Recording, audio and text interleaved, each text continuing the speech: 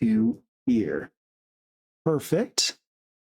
And I think that is pretty darn good. Now we just want to make sure they can hear you. All right, Anna, can you give me a couple words? Hi, everybody. I'm hoping that you can hear me okay. I think they can. Guys, chat, can you let me know if you can hear Anna? All clear in the membrane. Well, let me just do this because I need to try and see if I can close the overlay there so it's not being as in my face. I'm just seeing everybody in chat. By the way, Mummy Bat is my mum.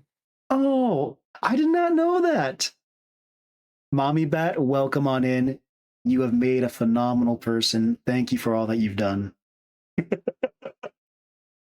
And we will just make sure that our raffle is turned off for just the moment. Perfect. All right. Now, hopefully, I can be less distracted. But, ladies and gentlemen, during the actual interview, all the notifications will be turned off. Please feel free to go and ask questions. If anyone raids in, please go ahead and welcome them. Excuse me. Please welcome them in. I will do my best to pause and say hi to them and such. But I also rely on you guys to help out with that. That said, Anna, would you mind introducing yourself? How to properly pronounce your name? So Anna Lee. So if you always think like Key, but Anna's absolutely fine. Absolutely. And Anna, for those who might not know you, what's kind of the content that you do know? Can kind of give us a little raid message of for people who might not know you.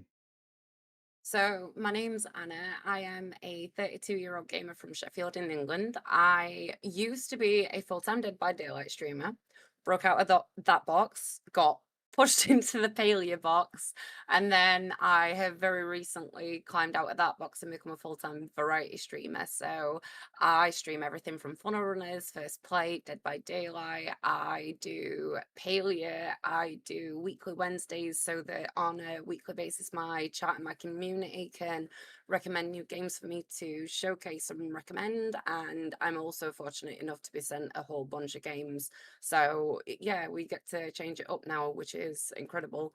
But I always say to people, if you like a great taste in music, I always say that I'm polyamorous because I love every kind of music.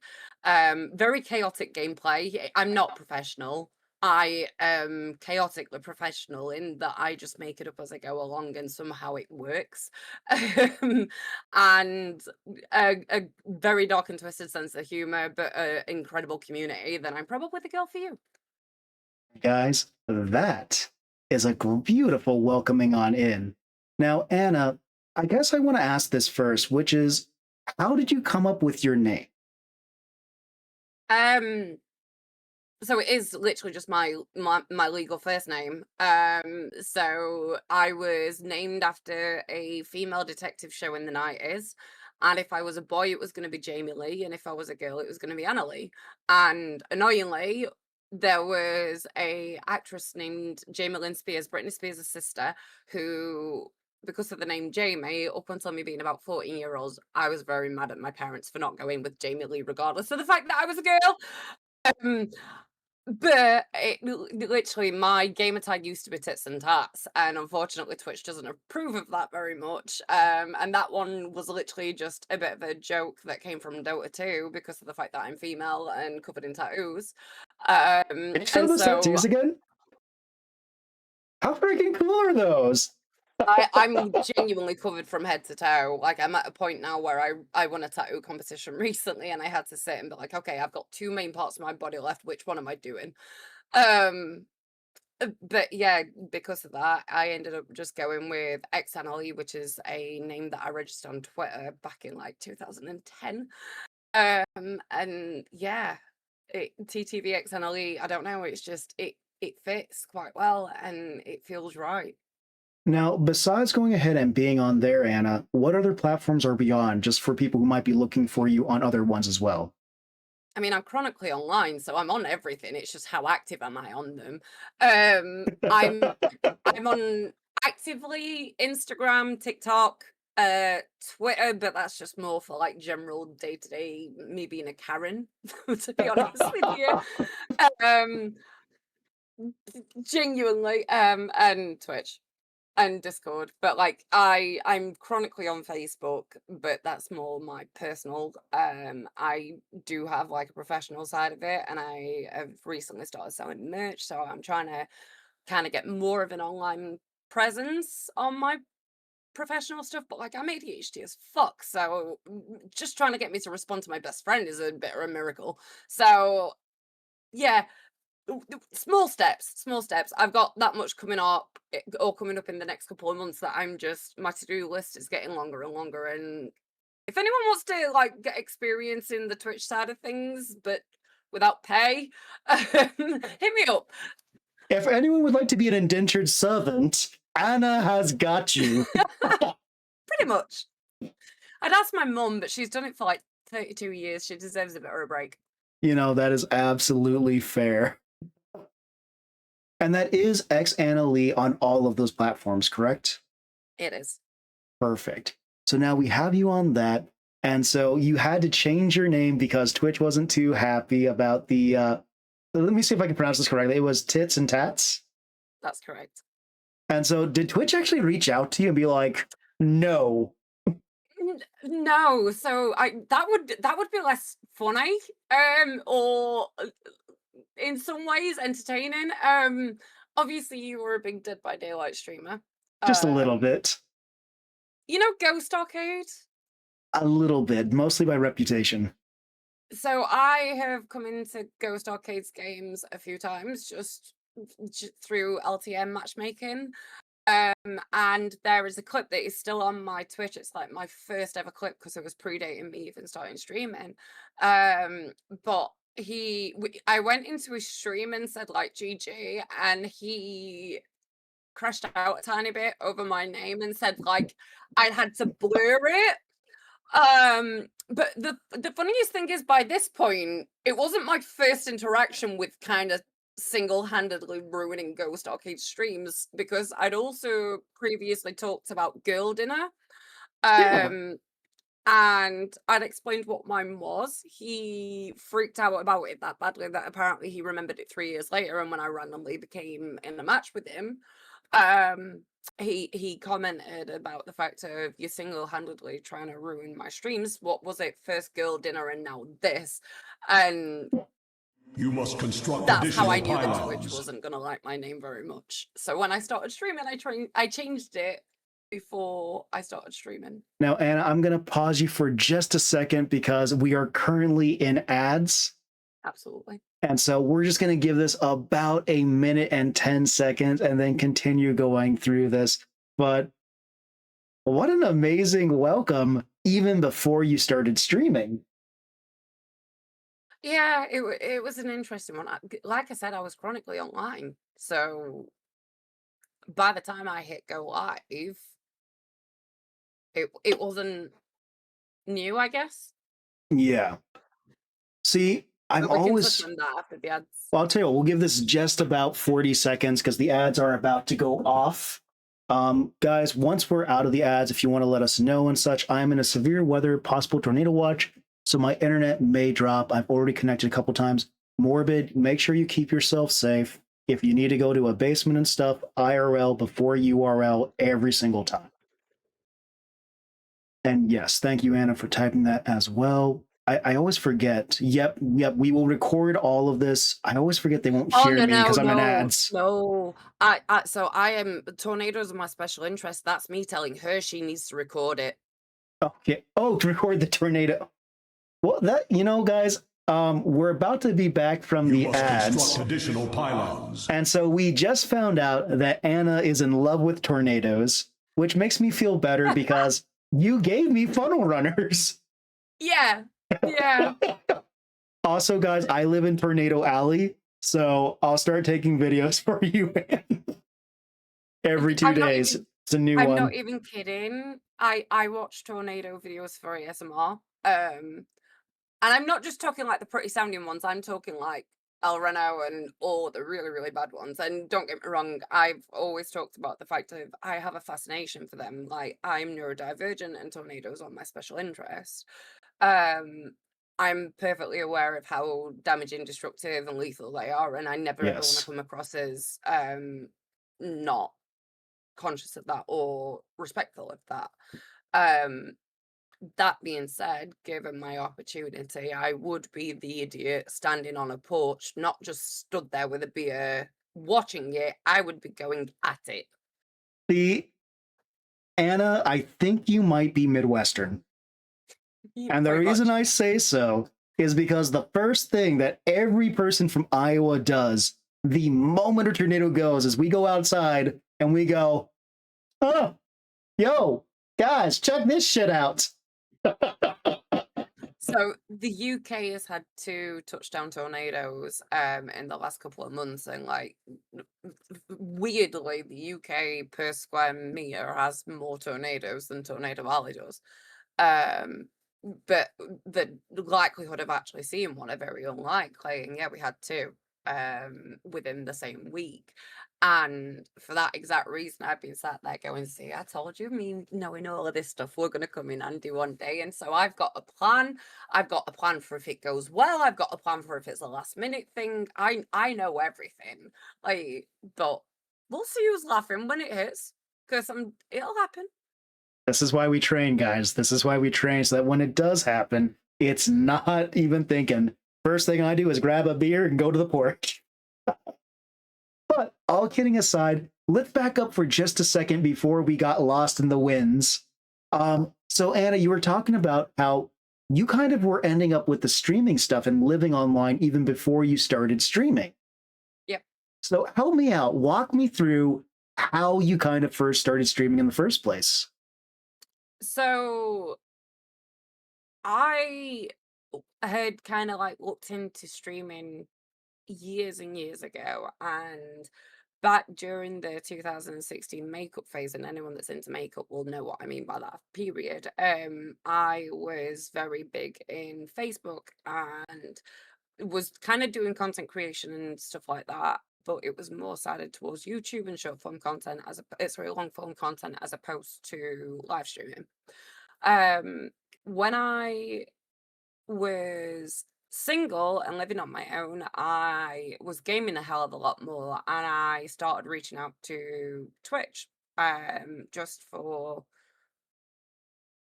social life, any kind of communication with another human that wasn't around my job, which was at the time in the NHS. So like that was a shit show, and it very quickly became my escape. Got quite big into a couple of, at the time, friends' streams, and it inevitably led to me kind of being a mod. But there was one particular friend who, and this isn't to blow smoke up my own ass, but I made his Discord for him from scratch. Did all the roles, all the bots, everything, all the integrations. I was his only mod. I was doing all his promo with socials. I was basically doing everything except for going live. Yeah. I was playing the games with him. I was in voice chat with him. I was doing everything except for the camera. And this one day I went to do something for him and I accidentally clicked on Streamlabs. And that thought went through my head of, okay, I'm kind of doing all this stuff. And yet I'm not the one that's actually getting to see the beauty of it. And I just figured, what have I got to lose? And at the time, I had a really, really shitty headset that cost me 15 quid off of Amazon. Didn't have a camera. And my PC, when it inevitably went boom, people turned around and said, I genuinely do not know how you've even streamed on this, never mind the fact that it's lasted as long as it has. So I defied all the odds. I ended up going live on that Saturday, and within a week I was affiliate. Wow. And that was kind of before Twitch had lessened, and this is coming from somebody that's just taken advantage of them lessening the partner thing. But this is before they'd lessened the requirements for affiliate and partner. And so that was like the earliest that you could physically hit affiliate. And like, apart from that one person who was only a very, very baby streamer himself, I wasn't socializing. I wasn't really doing anything. It was, I guess, organic reach. Um, and yeah, it's really, really strange because statistically they say that like 95% of streamers will give up within their first year. Not like 90%, 95% do not make the 1 year mark. And with me being neurodivergent, I'd kind of like gone, spent 300 quid on gear after that one stream. And I was like, if I make it past a year, or if I make it to a year, I know this is more than just a hyper focus. Like this is something that I actually want to do. And like one of my biggest things that I will say to a new streamer is do not start doing this for money. If you are doing this for it to be a job, if you are doing this for it to be a career, if you are doing this for any kind of success, you're never, ever, ever going to succeed. You've Brilliant. got to go into Absolutely. it as a hobby because then you're always going to be happy with what you get, and anything extra is a bonus. Um, and I always saw it as that. Anna, you're jumping And ahead. You already got all the good advice for the new streamers. Good job. sorry. No, no, no. I love it. I actually want to back up just a second here Mm. because I feel like a lot of people get super nervous before they press live that first time and such.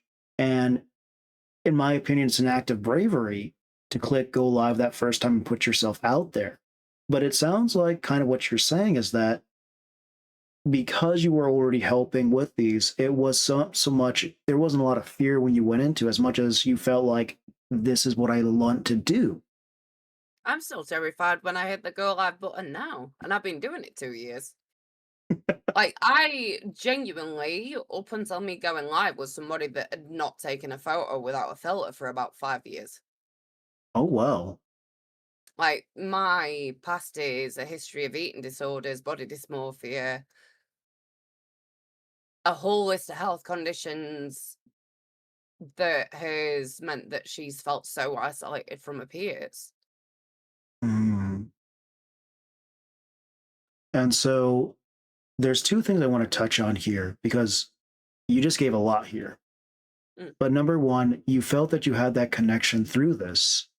So let me back up further. What do you do now to kind of overcome that fear to go live? And two, because you were feeling isolated through your health stuff,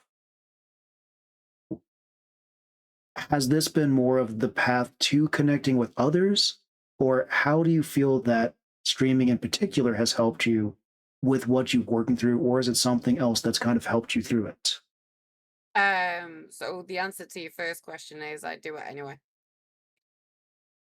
Because of my health issues and stuff like that, it would be very, very easy from me for any capacity, whether it is a mental or a physical one, to sit and feel sorry for myself.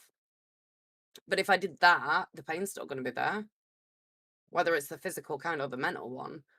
So I might as well go out and do it because at least then the pain is there for a reason. I've got the memories and I've got the stories and I've got the reason to feel it rather than just feeling it for sitting in my bed and feeling sorry for myself all day. Okay. So you actually use the Um, pain as a motivator to do stuff. I just refuse to feel sorry for myself when it's not going to change it. The pain's not going to go away. It's not going to make it better just because I sit in bed. Like, I'm somebody that, even when I have major surgery, I'm within 2 hours, much to the nurse's annoyance, outside vaping because I can't just sit and feel sorry for myself in a hospital bed. It, for me, if I'm just sat, I'm thinking about it. I'm feeling worse because I'm thinking about it. Whereas if I'm distracting myself, if I'm going out and doing it anyway, if I'm kind of saying fuck you to my own body in some ways, I'm kind of regaining the control back on how much I've lost. And to kind of answer your second question, because it ties into what I've just said, like I look at myself 10 years ago, I was doing pole dancing for fitness, like I was a surfer, I was doing bungee jumps, I was doing so many things that were adrenaline junkie, fitness, high intensity. And now I'm knackered if I freaking get out of bed the wrong way. So for anyone that doesn't know, I have a condition called Ehlers-Danlos syndrome, which is a genetic mutation that means that my body produces too much collagen. So if you've ever heard of the term being double jointed, if you've ever seen like a contortionist or people that can do really weird things with the bones, that's me. I can pop my bones out on command, and even something as simple as me breathing funny can dislocate my shoulder. Um, I've dislocated so many bones in my body, and for so long didn't even know that I was hypermobile.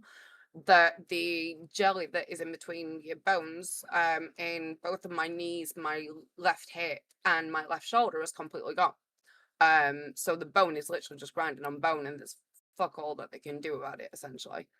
Um, and for me, it's as much as I want to go out and I want to do things, I have so many bad days, and I have days where I can have the best plans in the world to look forward to, but if I've overdone it the day before, if I've not slept, if I've not eaten, if I've had a headache, if I've just had anything, the next day is a complete write-off. And my social circle is extremely limited, because having people that understand that you're not flaking, you're not canceling at last minute, you're not messing them around, you're not doing all these things, it's hard. Absolutely. I mean, as I just kind of think about this, because you're talking about how you're able to do, you were doing all these physical things, you were an adrenaline junkie, and then to go from all of that to just not being able to do any of that, not being able to stand up properly and such. I mean, that's world Yeah. shocking for anyone, Anna. And I think it's hard because um my 20s were a bit of a write-off. I was in a situation that wasn't healthy. Hmm. And it took me a long time to get myself out of it. And my 30s are kind of my apologies to myself, and like that reminded that I don't really need anybody else to survive, and that I can keep going out and doing these things and stuff like that. But like my body is one where if I am not going out and I'm not doing stuff, over time, I'm able to do less things. Whereas the more I push myself, the more I do things, and the more I kind of keep moving, the better I feel. And I was with somebody that didn't want to see me succeed in any capacity. And so when I finally left at 28, which was like taking essentially my entire adult life and starting all over again, um, I kind of started pushing myself just a little bit, just one day at a time. And for anyone that is a um, chronic spooner, or a chronic pain, chronic fatigue, any kind of long-term illness, you may be familiar with the term the spoon theory. And for those of you that aren't, it is a way that somebody disabled explained being disabled to somebody abled, and it was giving her 10 spoons in a restaurant and asking her to explain every single step that she did throughout her day, whether it was getting out of bed, brushing her teeth, making breakfast, etc., etc., etc. And the disabled friend would take either 1 to 3 spoons away from it, depending on what the task was and how much physical exertion or mental exertion it needed. And it got to like 6 p.m. in the friend's day, and she still needed to go home, have a shower, wash wash the pots, make food, all these things. And she went, "You've got 2 spoons left. You can choose one thing out of those 6 things. You can take spoons from tomorrow, but then you've got less spoons, or you can leave the jobs, but then you're going to have to do more things tomorrow with the same amount of spoons." And it was putting it into perspective. And I had a spoon tattooed on my wrist just so that I always had an excuse to push myself that little bit further. I always had my extra spoon. See, one of the reasons why I'm so, well, fascinated by this as well, encapsulated, I guess is the better way to say this, is because this is almost your way of not only pushing yourself, but kind of a fuck you to everything that has fought against you since you kind of got here, like even before 28, 27, 26, 25, this is a final fuck you. I choose myself. I will not be limited. Yeah. And this is the thing, is it's not just to anything, but it's anyone as well. Because when you have crawled through hell and dragged yourself out of the fire, there's no dragging you back. There's nothing that anyone will be able to do to stop me, because I've already been through 10 times worse and I've survived. Absolutely. The demons in my closet are far worse than the demons that could be hiding under my bed. That's a lot in there, Anna. Well, number one, I want to thank you for being strong through that. And number two, you're doing phenomenal. Thank you. I appreciate Because it. the other thing, too, with this is that I see you being a beacon for others who are inside tough spots as well. And I'll be honest, as someone who has not gone through nearly that stuff, I have things that I don't talk about on stream myself because I'm still trying to think through them. Is this something that when you initially started streaming, you were very open on? Was this something that you were holding close to yourself? I have always been an open book. Um,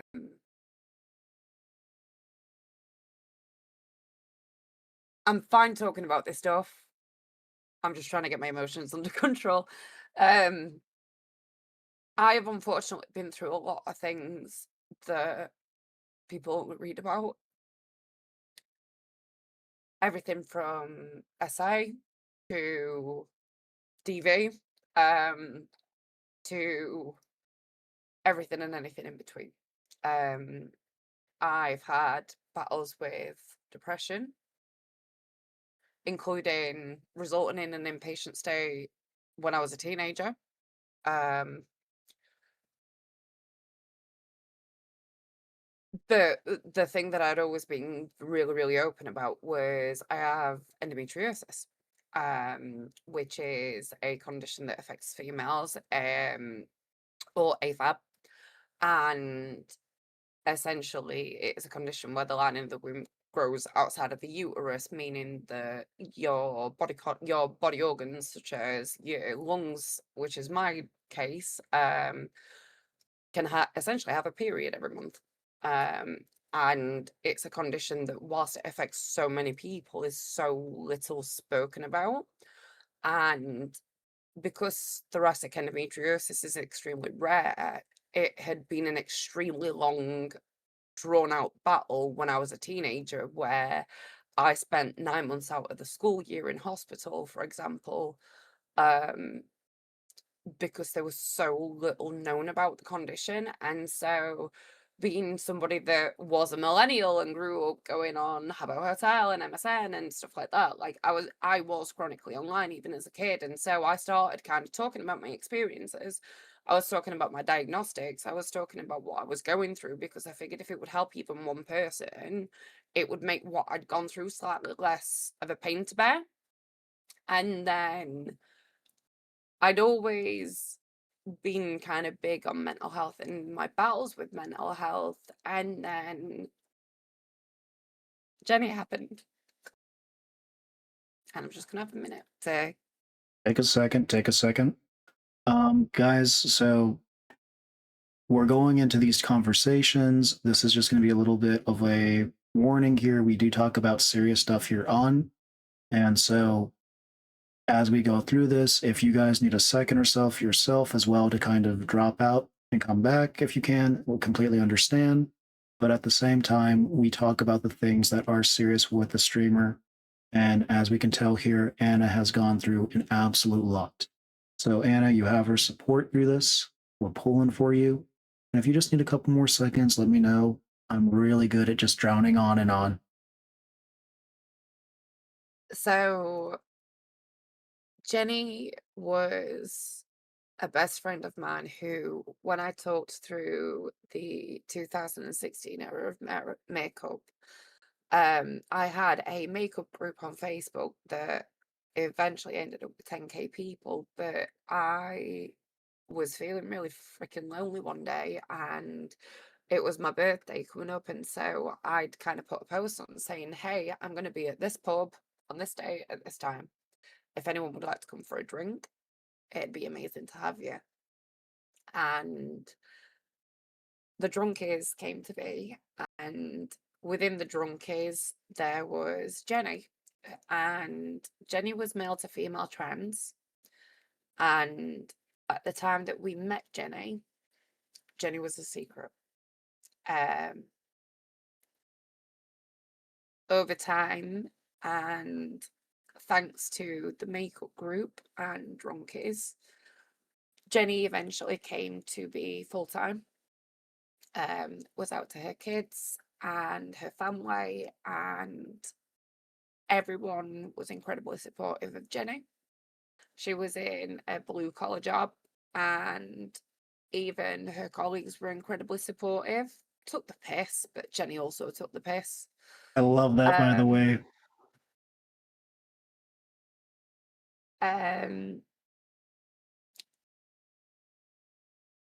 Sadly, Jenny had a dog called Rosie that she had had for about 20 something years. And Rosie sadly died quite suddenly. And that was unfortunately a straw that broke a camel's back that we'd not even realised was breaking. And this was around 2018, 2019. Jenny sadly then went into a battle with mental health for about 2 years, which resulted in her being hospitalized for about 18 months. She would get discharged in a good place, but she wouldn't be in a good place. She was just very good at deceiving doctors. She unfortunately wasn't somebody that wanted to get help. And so we were going through a limbo for a very long time of she would get to that point visually. She'd go home.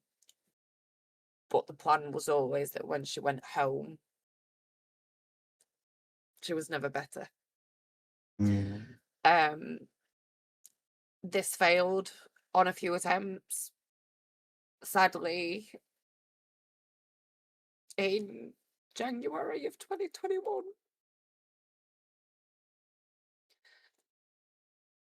Jenny lost a battle for health.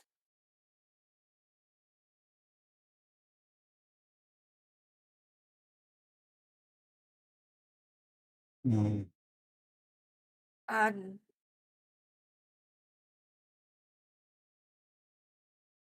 this journey had started with her putting a Facebook post on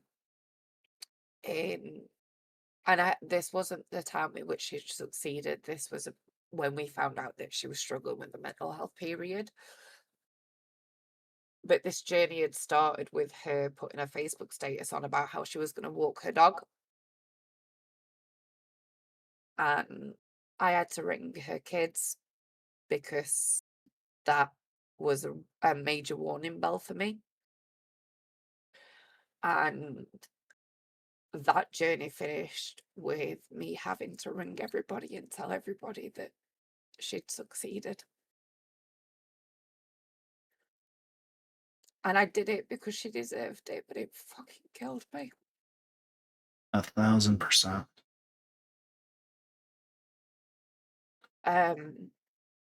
I'm actually going to pause you for just a second, Anna. Yep. Guys, this actually brings us to something very important. If you have someone or you are someone who is looking for help, please reach out for help. In the UK, I believe it is 112. If you don't mind, Yeah, please. I am going to promo myself. Yeah, go for it. On my website, there's a list of international resources. I'm These are all free, all low cost, and they are local all around the world. So there you guys go. I apologize. I thought the ads were about to kick in, so I was like, crap, we need to pause this. So guys, this right here, this is the crisis resources and such. Actually, can we go ahead, please, and we'll pin that for just the remainder of this stream. So I'm There are just 2 gonna sections that are missing. They are gonna get updated. If anyone is on the list of resources that aren't yet on there, if you send us a message, we'll get you the list. let me just go back up to it because I need to pin that. Okay. There we go. Thank you, Monster Kate. So yes, guys, if you need help, this is information for who to talk to and such. And sometimes just if you need to talk to someone, I know reaching out can be one of the toughest things you can do. Please do so. You are cared for, you are loved. And even if we don't know you yet, we want to know you. So please reach out for help if you need so. At the end of the day, that's what we're here for, to care for one another. I'm sorry, I just, Anna, go ahead, please. No, you fine. My mum's just made me cry because I've just seen a comment. Absolutely. But yeah, when Jenny passed, I went very big into mental health, and so my book's always been open, kind of as I said. If people ask me a question, I'm always open to talk about it because I think if it'll help one person, it makes what I've gone through a little bit less painful in some ways to think about. I can't change what's happened, but I can change the narrative. Um, Over time, I guess the community changed, and it's strange because the back bar has always been a place that's felt like home, but it kind of felt like, and I'm going to use something that my mum said recently, is I'd got my house, I just kept giving the key away. Um, and I was surrounding myself with a lot of people kind of because I'm somebody that's got so much love to give and just wants to be loved in return. Um, and I see the good in people, even if there's not very much there to begin with. And got burnt a lot of times for it. I will say that in this last 12 months, but 6 months more so, 8 months, um, there's been a major shift. And You must construct it additional has just I'm going pylons. to pause us there because we are in an ad break. I am so sorry, Anna. I'm just going to quickly pause us there. We'll take, guys, roughly about a minute 16 and then be back. And I hope you can just hold it in for just a minute. absolutely not a problem. But thank you for sharing this because I know I can tell it's very tough. And I'm just I can tell you came in ready to talk about this and really ready to share, hey, this is why I do what I do. So Webby, I'm glad you guys are not in ads, but for me, it's saying that we're in ads. And I do know that's usually 30 seconds for whoever's okay, 10-second ad. I'll take it. If we're all not in ads, we might be able just to continue, but my thing is saying we're in ads, which is why we're paused for just a moment. Hang on, I have a alt account. Okay. I will log in and see if I get hit with ads. And while you're saying that, I want to just take a look here at Void's message. She'll be sick of me saying this, but when I found Anna's stream when I was in a very dark place, mentally, and thanks to Anna, I found myself again, and also a best friend, family, and I'm so grateful. In ads, we'll be back in a second. But just in safety, ship ads and then continue. Yep. We'll go ahead. So You must construct additional pylons. we are back from the ads, according to my thing. Anna, I apologize for pausing you. You were saying though, and also I don't know if you saw Void's message, but Yeah, yeah, I've seen it a lot. But this is the thing is I have talked very much kind of over the last 8 months because that's when the community kind of changed to be in a space where people felt safe too. Um, and I'm a very big believer of I can't promote that this is a safe space for people to be themselves and then not be myself, not be vulnerable just as much as they are. Um, and I think there's strength in numbers. Like, you can't necessarily pull someone out of the dark, but if they're at least knowing that they're not alone in the dark, it makes the darkness less to bear. Um, I never envisioned it to be this much of a part of it, but it also felt incredibly right. And when I was debating, so when I got partner and I got stream team and stuff like that, I kind of sat and considered, okay, what do I want to do? And I even confided in Monster Kate, and she was like, well, you could use it to promote you could use it to promote the Bat Boy, you could use it to do this, that, the other. And nothing really sat right. And I just thought, if I'm putting my name to something, like, I'm going to be honest, I'm not a streamer that will put my name to a bag. I've done one sponsorship in 2 years. That was Subnautica through Stream Elements, and I fucking regret it.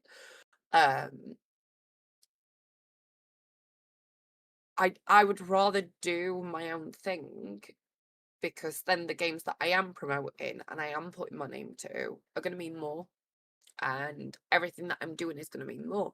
And so when I was considering what I wanted my thing to be, I knew that I wanted to be doing something community, because not a single one of us, if we cut the bullshit and call a spade, you take your community away, you take your viewers away, none of us would be here. We'd still be here, but we wouldn't be sat here having the conversations that we're having. And I'm hyper aware of that. Call it the pessimistic approach, but it's always that it could all go away tomorrow. And it's forever being grateful for what I've got and stuff. And so for me, it was, I've got here because of the community. Now it's my time to give back to the community. And I might not be able to do much, but I can always listen. I can always be there for people.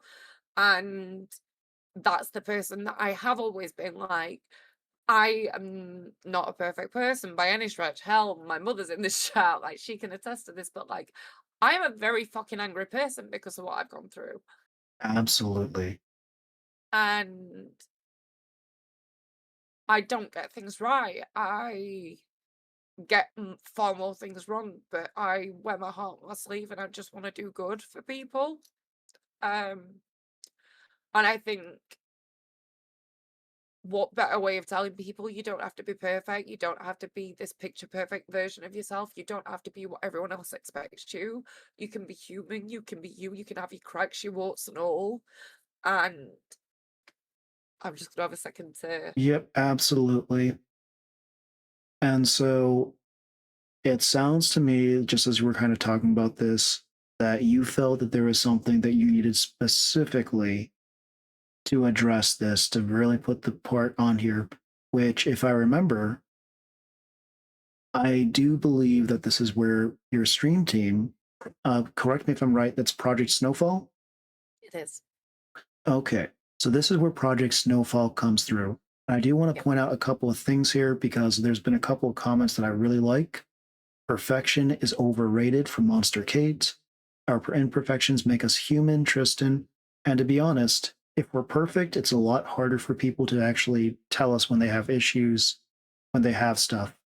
Being broken, I do feel makes it a lot easier for others to come and show us the flaws they have.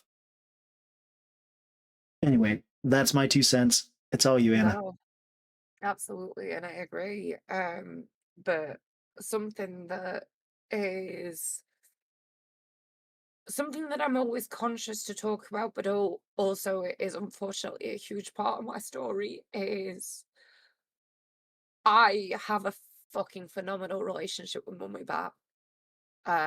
Unfortunately, my relationship with Daddy Bat isn't the greatest.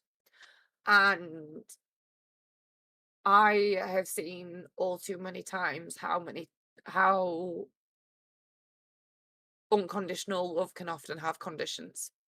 Mm. And a lot of the things that were kind of getting brought to me is how many people were feeling any kind of way because of who they were expected to be or what they were expected to be how they were supposed to perform, how they were supposed to act, who they were supposed to fucking identify as. And for me, love doesn't have conditions. Love doesn't depend on whether you have a good day or a bad day. Love doesn't depend on whether you get a bonus at work. Love doesn't depend on whether you fucking win the World Cup.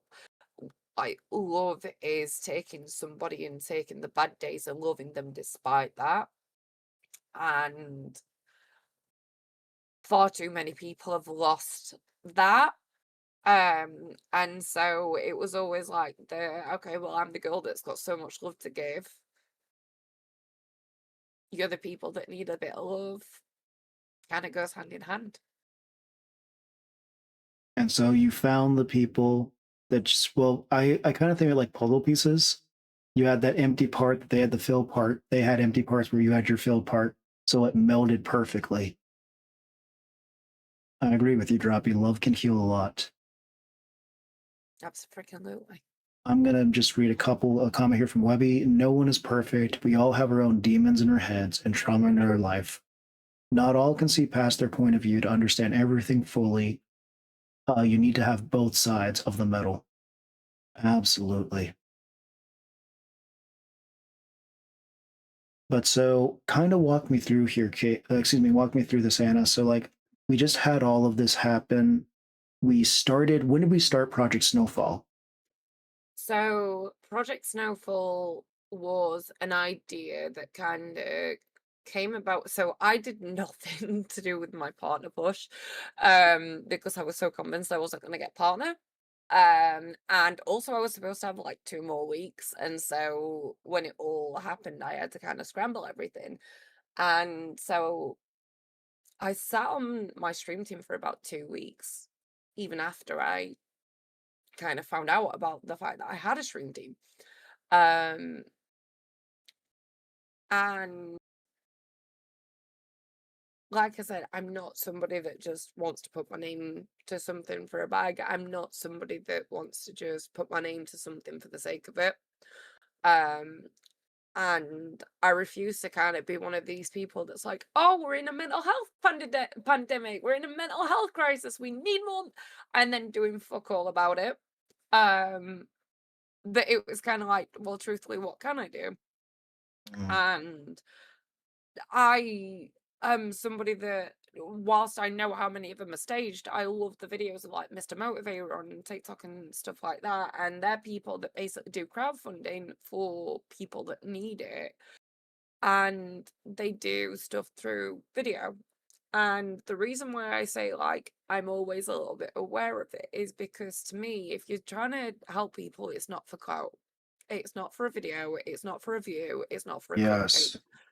You shouldn't be doing something just because you've got a camera in the face. And so it was like, I want to be able to help people, but without people knowing. I don't want people to know. I need there to be some level of transparency of being like, hey, this is where your money's gone. But people don't need a fucking sub story of, hey, if you want to, like, the other thing as well is that I wanted to be really, really conscious of not giving people you've got a trans person, you've got a cis person, you've got a white person, you've got a black person, because if I saw any kind of difference, I'm going to be honest, it'd piss me off. Yeah. And so it was supposed to be like, how can I help people where what I'm trying to do and everything that I stand for, of it doesn't matter who you are, where you come from, what you've got, or what you've been through, how can I help them? And so it was like, I want to have a charity. I want funding, whether it's through online events, because we all know, or will probably come to that side of things, but like I've now got my hand in that pocket. And so it's like, it was looking at the long-term goal with me being neurodivergent again. And also with what I've been through, I need a plan, I need a path, I need to know Yes. what I'm working towards, I need this. And so it was, where am I at now, where do I want to be, and how do I help as many people along that way? Um, and so it was set up of, I want a charity, I want people to apply. It could be a trans kid that has been kicked out of the home and they need a hotel or they need money for a prescription. It could be somebody in the States that needs money for a prescription, period. It could be somebody that's lost their job and struggling to put food on the table, whatever it might be. And so then I kind of sat and one night over a Discord with my mods and a few of the community, it was like, right, well, if I got there, what would I want it to look like? And then it was like, okay, I've got my long-term goal. Now it's making it a reality. And I knew that I wanted my stream team to have some sort of nod to Jenny, but I didn't know what. But I have a snowflake tattooed on me, and the reason why I have a snowflake is Jenny would come and spend Christmas Eves with us, and she'd only done this 2 years, but that was my mum, my stepdad, myself, and then if I was dating somebody at the time, at the time it was my ex-husband. And the first year she was incredibly shy, timid. It was the first time that she was Jenny at Christmas, and her kids were off doing things and stuff like that. And so she spent it with us. The second year round was like a completely different person.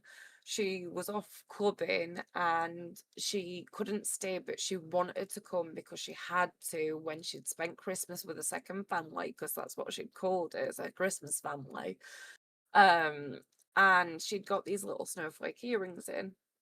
And when she'd gone to this gay bar, it dawned on us like an hour later that she was missing her earring. And we kind of joked about like, typical Jenny, she's missing an earring and she hadn't even realized. And she didn't drink, like she was Yeah. teetotal. So it was just Jenny. But she just asked me to keep it safe until the next time I got to see her, and unfortunately I never did. And I still have that earring. I checked with the daughter and the daughter were happy for me to keep it, and so I have kept it, but I've also had it tattooed on me so that when I meet her again, I've got it safe for her. And so you always But carry it as well.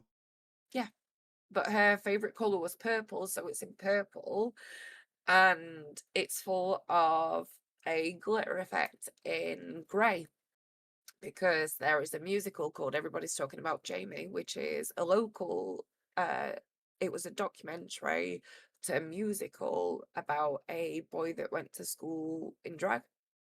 He went to his UK prom in drag, and there was like this massive outcry about it, but they turned it into a musical, and the musical was beautiful.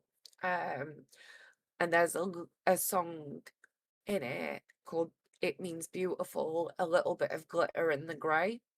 And she was my little bit of glitter in the grey. And so the earring is in purple, and then the grey glitter is to simplify that. Absolutely. So there's a So couple things I just want to talk about here, because you were talking about the difference between performance and help. yep. And so the fact is that not being like, guys, look at how amazing I am, it's putting the focus on where it needs to be. Now, you were saying that for those who need help and such, is that also through the link that we have currently pinned? It is. So on the link, there is a section on Project Snowfall. There is a blurb on my story, but at the bottom of that, there are 2 applications. One is for the team itself, if you would like to be a part of it. The second one is there is a funding application help. So Project Snowfall in its current form has got 3 prongs to it. And the 4th one is coming soon. I just need to figure out the logistics, which is so we do education and early intervention, which is we help to show people the signs and symptoms of the fact that they might be struggling to cope before they reach a crisis stage, so that we can hopefully prevent intervention stage. The second prong to it is we do have crisis management resources. So as I say, we have the list of independent and funded resources that are either free or low cost, and they are worldwide, where if you are experiencing a mental health crisis, you can contact them and they will speak to you and help bring you down from a ledge and hopefully get you some long-term support, or at least signpost you in a way that you were able to. The third one is the community funding. So we have a coffee account in which if people want to support, they can donate either a single cost of a coffee, which is about a $5 or £5 a month, or you can do one-off donations or bigger donations. We also have a paleo. You can donate a mystery outfit through the coffee account as well, just to feed back into the community. But there is basically money in that pot already, and we have already confirmed helped one case who doesn't mind me speaking about it. But if somebody is going through that, they can send an application form. We do require proof, unfortunately, because of it, it is likely to get taken the piss out of. And so I do request proof, but everything that you show is under NDA that is legally prosecutable in every single legal jurisdiction. And so you can trust that everything is upheld in GDPR and charitable standards, because when this does reach a charity point, everything from this point, even though it is unofficial, will be part of the history. And so I'm going above board for every single thing, which makes it Absolutely. but there is an application form, you can send it in, and every single case is looked at on a case-by-case basis. There's no judgment, there is no prejudice, and regardless of the outcome, everything that you say will be treated in strictest confidence. The fourth prong is connected through gaming, which is I want to get refurbished gaming consoles and PCs and get them to people that are experiencing isolation and loneliness, so that they are able to find their online communities, their online families, and their place that they can start to feel safe and at home, the same way that I did with my community and the gaming community. They can find their spaces. Every single thing that we are going to be providing, whether that is monetary or whether it is in equipment, is non-repayable. So there's not a single penny ever to be expected back. And our first case was somebody that was going through chemotherapy, and they were in an abusive relationship whereby they had not slept on the bed of their home for over a year. They unfortunately have over a year left of their lease, meaning that they are in this environment with their person. And because of the community, we were able to provide them with a bed frame, a mattress, a duvet cover, 4 pillows and pillowcases, so that they can at the very least sleep on a bed while they are going through chemotherapy. I have also reached out to the member, and I am going over to their address to help decorate and just have a bit of a day with them as well. Very nice. And you're doing a lot, Anna, to make sure that it's actually getting to the people. And at the same time, I love that it's really addressing what I see as the major issue, which is feeling isolated, alone, and not being able to talk about it to anyone. Because one of the best things and also the worst things about the internet is that you can find whatever you want here.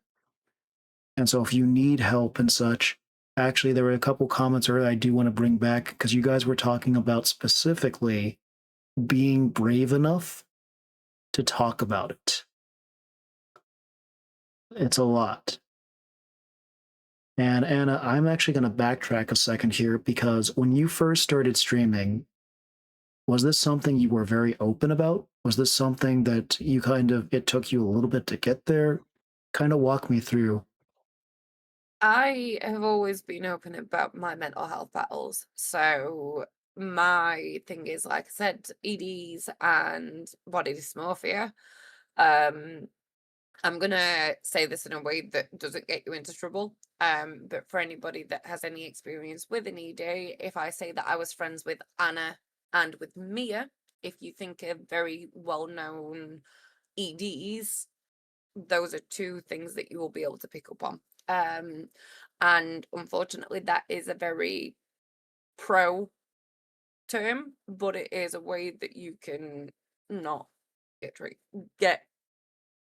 triggered by the Twitch auto flagging. For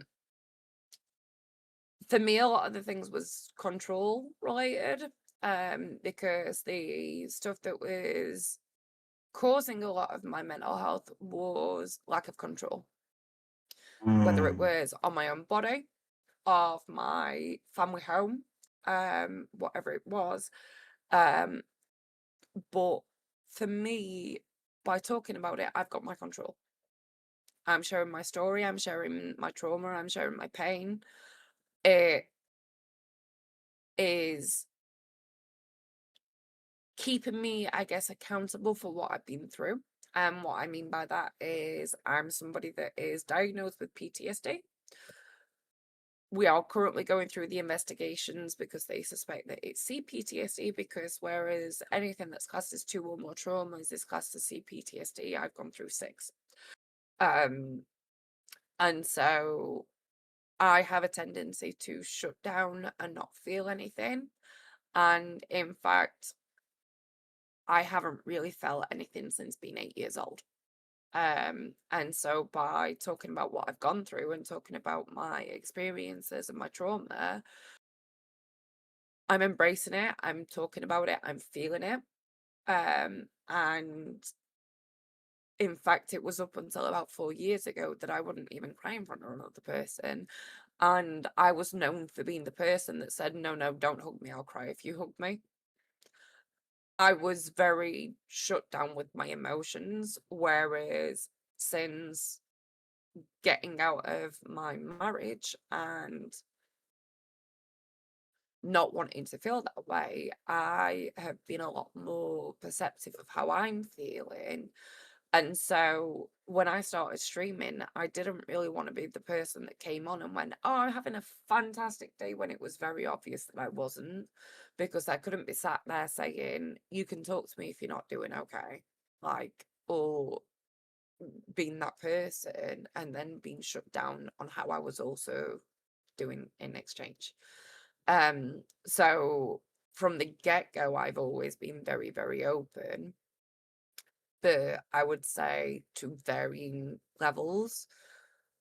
Now I am very much sure in and of myself, where it's like, people aren't always going to agree with me. They're not always going to agree with what I've gone through, and they're not always going to agree with the way in which I've dealt with what I've gone through. But the fact of the matter is, I did what I had to in order to survive, and I'm stood here talking about it today. So please don't say what you've not walked. But it's taken me a long time to reach that point where I kind of go, you don't have to agree with the way that I've done things. But if you weren't the one that went through it, you're also not one to judge how I did it. Now, we do have a question here that is actually, I think, good to address. Is this a registered charity, or are we currently in the process of registering it?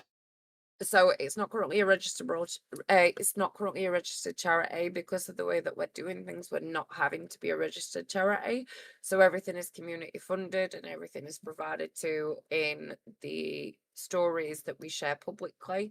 So essentially, people are choosing to give their money knowing that it is sitting in a pot, and that when we have a case, it is providing urgent funds, because we felt that it was better than having somebody apply and have to wait for us to then fundraise the funds. Mm. Now, I can tell, by the way, Anna, that authenticity is extremely important in your channel and such. And so you've always been open about this, not basically saying immediately when people come in, but not shying away from it when people are sharing what's going on as well. Absolutely. I think for me, it's so much of social media is we're shown what people want us to see. And so for me, it's always that consciousness of not waiting for permission. Because at the end of the day, it's that quote that I sent to you. after so long of feeling like I wasn't going to fit in, it was time to build a place where everybody belonged. There was no need to feel to fit in, and so it was very important to me from the get go that people knew that wasn't conditional to being only when you're having a good day. Like, I don't want you to only come into my stream when you're having a good day and you're all sunshine and rainbows, because that's not realistic. That's not life. Life isn't Absolutely. sunshine and rainbows. We have shit days, we have good days, we have days that we want to scream, we have days where we want to scream at everything. And so it's important that you have a space where if you are having those days, you have somebody that you can confide in, even if it is just knowing that you can talk about everything except the elephant in the room, and knowing that you're not only alone on the you're not the only person alone with the elephant. Absolutely. Now, Anna, I'm going to ask something here. You can feel free not to have to go and answer it as well. Go for it. But the reason I want to ask this is because I find it's very easy to carry things with me from stream. And especially when it's very just like you can tell someone's really struggling, someone's really having a hard time. I've had to cancel streams sometimes because what someone has told me, either off stream or on stream, has hit me so hard. And I just want to know, how do you carry that? How is it something that you have to go ahead and, as you were saying, wear it on your sleeve? How do you handle that? I guess is because you have a lot there. So for me personally, I feel like in saying this, I'm kind of going against what I was saying of doing stuff for clout, but there's been more streams where people would never know, where the reason why I've been late is because of the fact that I've been in a crisis talk with somebody, and like on my Discord, if you look at DMing me, it says please open a ticket instead of a DM. And that the reason why I have that on there is because the amount of people that have messaged me, and it is a genuine cry for help, and I don't want their message to get missed amongst the stuff that could go as a ticket. Absolutely. Um, and so for me, it's important that I keep my DMs open. But like for me, I have my space. My moderating team are under NDA. So if anything is confided in with me, I know that I can speak with them, and it literally cannot go anywhere else. Even if they leave the moderating team, anything that they learn while they're in here, they're not allowed to repeat. And Absolutely. the reason why I did that, I know so many people will tell me that that's excessive, but the reason why I did that is because the information that we're coming across is so heavy at times that it's important that we know that we can speak with each other. Um, I touched on I'm the fact that going I used to pause you for just a second. Looks like the ads are going to be kicking in here in probably 20 or 30 seconds. Says my warning just went off saying that they are You must about. construct Yep, there additional we go. pylons. They're in ads I right now. I'm so I am sorry. gonna take advantage. I'm gonna just turn my camera off for 2 takes, run and You grab a are, drink, yep, go and grab your water. I'll be here. Yep, I I will be got two you. ticks. So Anna will be back in just a second here, guys. And so, but yes, as we're just going through the ads here, but you can tell there's some really cool things that are happening over there. And Anna, it sounds like, has a lot of resources for people. And the biggest thing is that it's not going to be shared. It's going to be kept silent and quiet so that you know that if you reach out for help, not everyone's going to be like, guys, look, Chaos is reaching out. Like, it's going to be kept quiet so that you can get the help you need without feeling like you're being put on display forever. And I think that's very important what Anna is doing here. And yes, guys, please reach out for help. I know sometimes that, like, I tell people that, hey, sometimes I'm not available simply because I have to put on my own mask first. And so please go ahead. Do not be afraid of reaching out for help. Anna has made a lot of resources here and she has a good team ready to go. So absolutely take advantage of that. That said, the ads are about to end here in just a little bit. Welcome back from the ads, Tara. Thank you very much. We will see Anna You in must just. construct additional pylons. Sorry about that. We'll see Anna back in just a second. She was refilling up her water bottle. Anna, you were saying though. I apologize for stopping that there. Good. Where were we? Well, I think you were just talking about how whenever someone shares anything with you, it goes to your team. They don't share anything with, and they all are underneath NDA. Um, give it a second. Amanda, excuse me, is saying that they are still an ad, so we're just going to give it about 10 more seconds.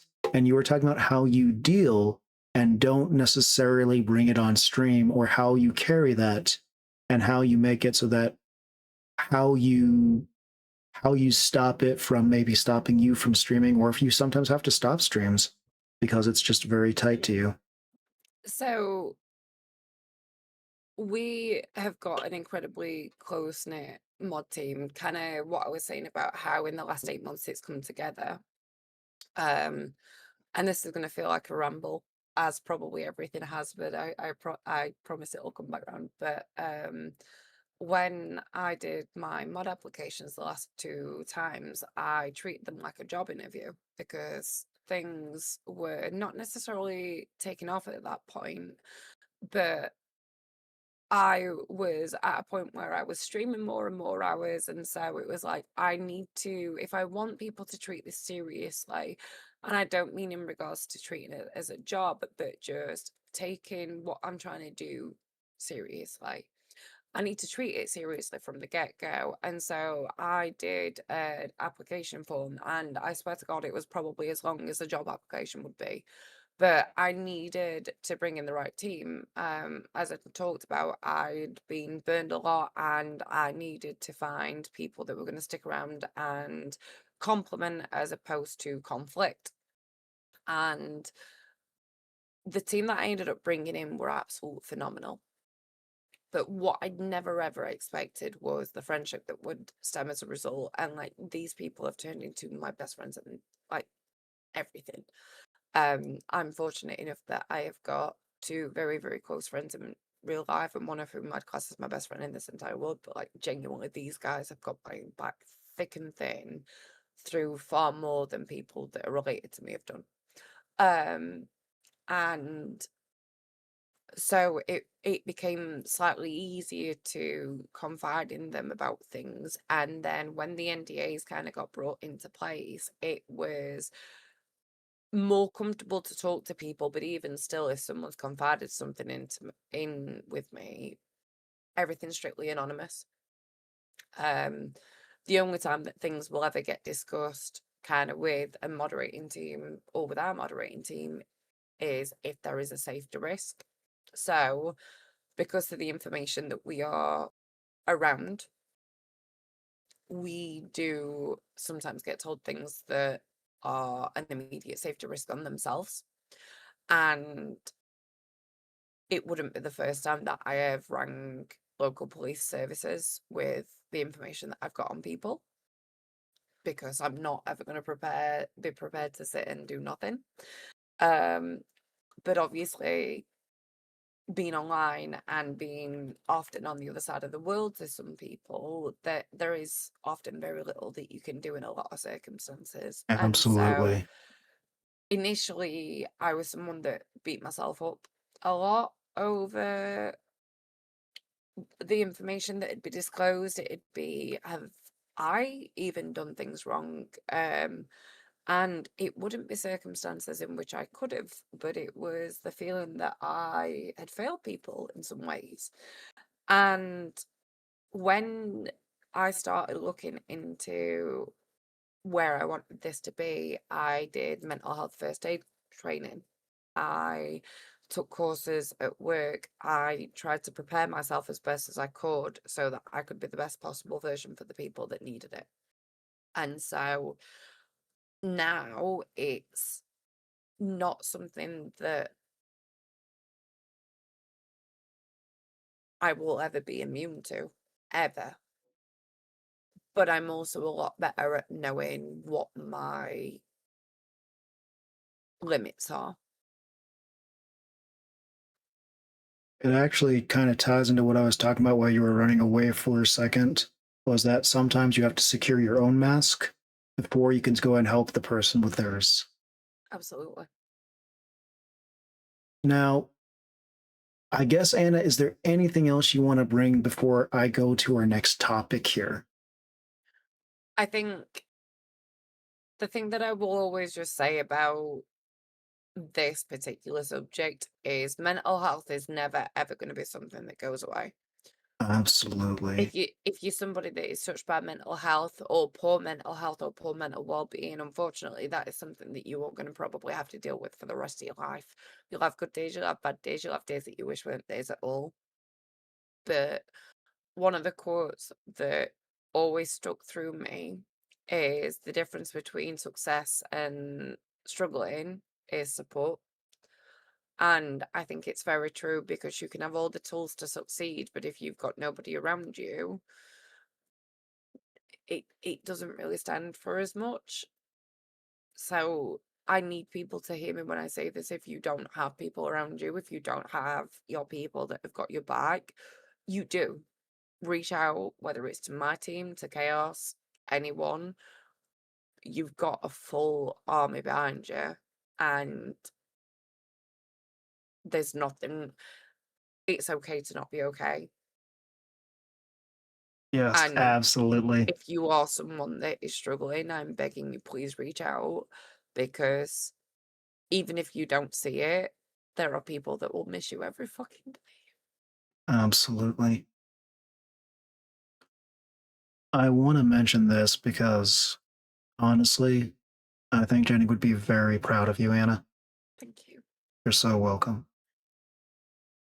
Now, Her, yeah, her please. kids are aware of everything that I've done, and I sought permission to share her story and things like that before I did it with the website and things. And they are incredibly in support of what I do. And so that, I think, for me will always be the biggest compliment.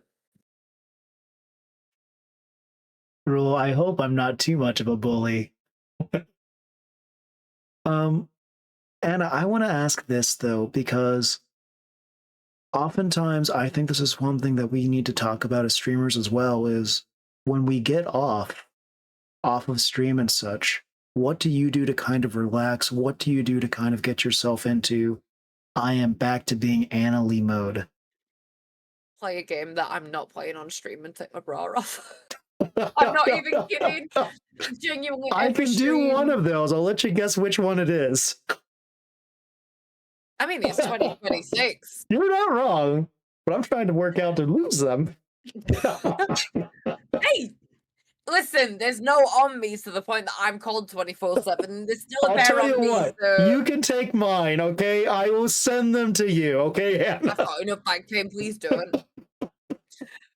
But what game are you playing right now off of stream? So at the minute, we're playing a lot of Fortnite off stream, but like all the guys that hang out, I love you all, but it's true. Are neurodivergent, so I know for a fact that like it's been Fortnite this last 2 weeks. Before that, it was Funnel Runners. Before that, it was First Play. Before that, it was Deceit. Like we change, but that's the beauty of it. And this is one of the reasons why I like the fact that I've now changed to variety as much as it's like screwed my numbers, if I'm being truthful. But I needed it for my mental well-being, and it means that I'm not bored. Absolutely. Now, I want to back up here just a second here because when we first got started, this was kind of to find your community and such. Is the goal still the same? Is it different now? I mean, obviously, Project Snowfall is huge into this, and I don't know if that is like the where all the new goal is, or is this still part of the goal of not being isolated for everyone now?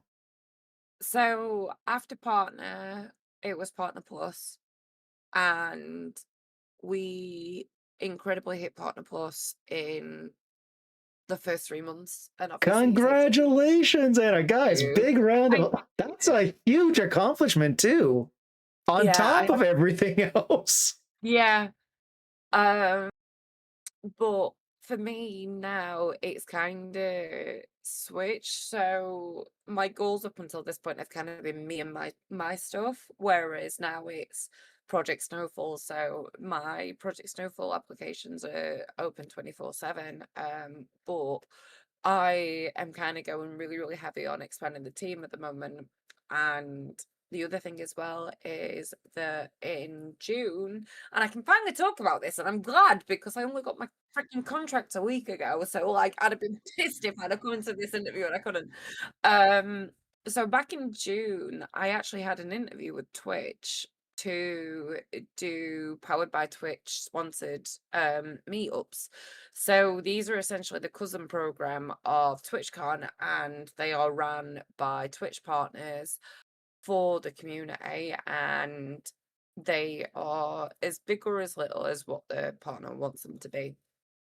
Um, I went to Link Up London in, I think it was around May.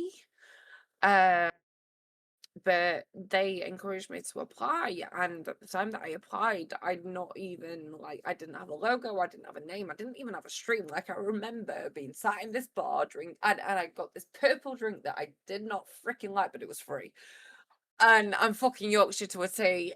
So I was drinking it. It was pineapple and it was vile, but I was like, it's free. And it's booze. What's So I'm your drinking it. first brand of choice? Free. I don't got that, I'm but I gonna will be say honest, cheers. it's not even free, but I'd rather pay for it and have that. Um, but it was I got that and I'd got this beer, and I remember sending a few of my mods a message and being like, "Will you travel to Sheffield if I start running events that are sponsored by Twitch?" And yeah, now Twitch Sheffield's the thing. Heck Um, yeah. By the way, and thank you to so Sheffield Games for dropping us a follow during. And thank there wasn't a you. time for me to really say thank you. And hello, by the way. Thank you for the first time chat only explainable. I hope I'm saying that right. But Hi, anyway, Oni. So it's Onyx, but I call them Oni, and they are happy for me calling them Oni. You did not. I got a message saying I wrote to it. I need to clarify. So I'm in Sheffield, right? So I'm like Northern England, which is still yes. halfway down the UK. Raleigh's in Scotland, which is an entirely different country. And Yes. I literally sent her a message going, I've roped you into something, and now she's having to travel to Sheffield on a quarterly basis. That is I phenomenal. mean, but I have to admit, so I've never been somebody that likes to go for acceptable. I've always kind of, like I said, where can I take this? How can I make this bigger and better? Yes. And when we were looking for the venue, so the one that I'd gone to was like a gaming bar that was in London, and London is phenomenal for stuff like that, but Sheffield is not. Like we have had so many incredible gaming spaces that have gone. And so I was like, where the am I gonna do this thing? And I remember searching, and it was the day before my birthday, and there was nothing. And I fired off like a few venue emails, and it's like a warehouse space or like warehouse rave kind of space. Because I was like, at least that I can hire screens, I can hire this, I can do this. But like the cost was getting more and more astronomical. But it was like, I can do it, I can make it work. Yeah. I'd have a breakdown, but I can make it work. Um, Absolutely. and then it came to a week later, and I was searching again, and I'm not allowed to reveal it just yet, but there was a press release that had gone out for a new esports arena, and I was just like, what have I got to lose? Because of where it is and what it is, there was a hell of a lot of personal connection, and it was significantly more than just a venue hire. Like I knew that this had potential to be something quite big. It had potential to be a partnership, etc.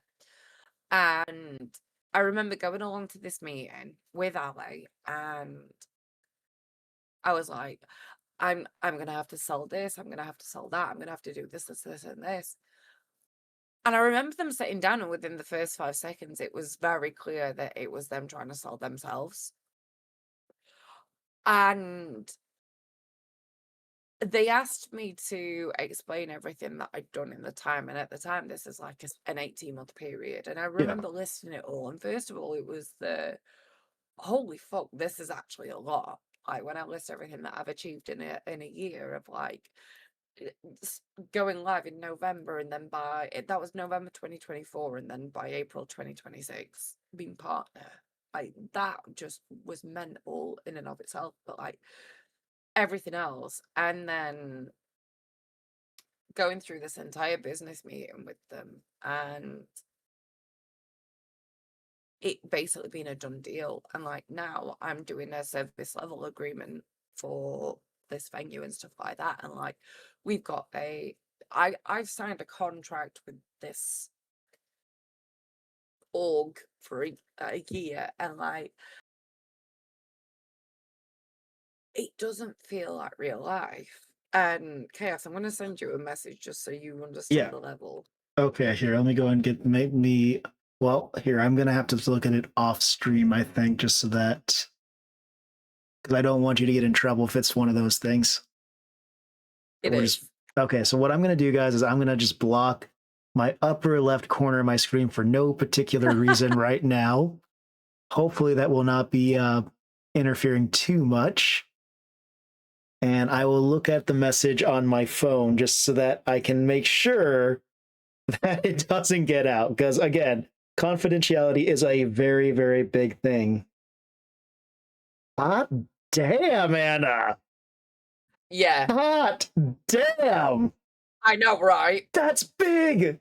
Oh, I know, right? you guys are in for a treat. Anyway. But yeah, so I was like, okay, it's just gonna it's just gonna be like a bunch of people in a room.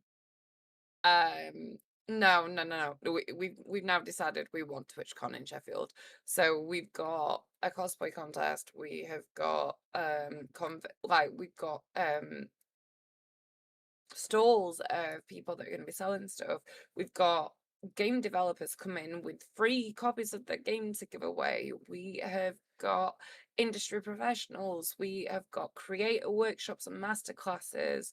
We have got photo opportunities. We've got so many things. And also the other thing as well is that, like, because of who these people are that I'm going to be venuing with, I'm also now in talks with British esports women, so Women in Esports, which is the largest female esports organization. And That's they want huge, me to though. That's they now want me to go massive. on as a talk as a panelist, as a talker for them, and I'm just like, what the like, I'm just a dickhead from Sheffield that sits in a black bedroom with a camera.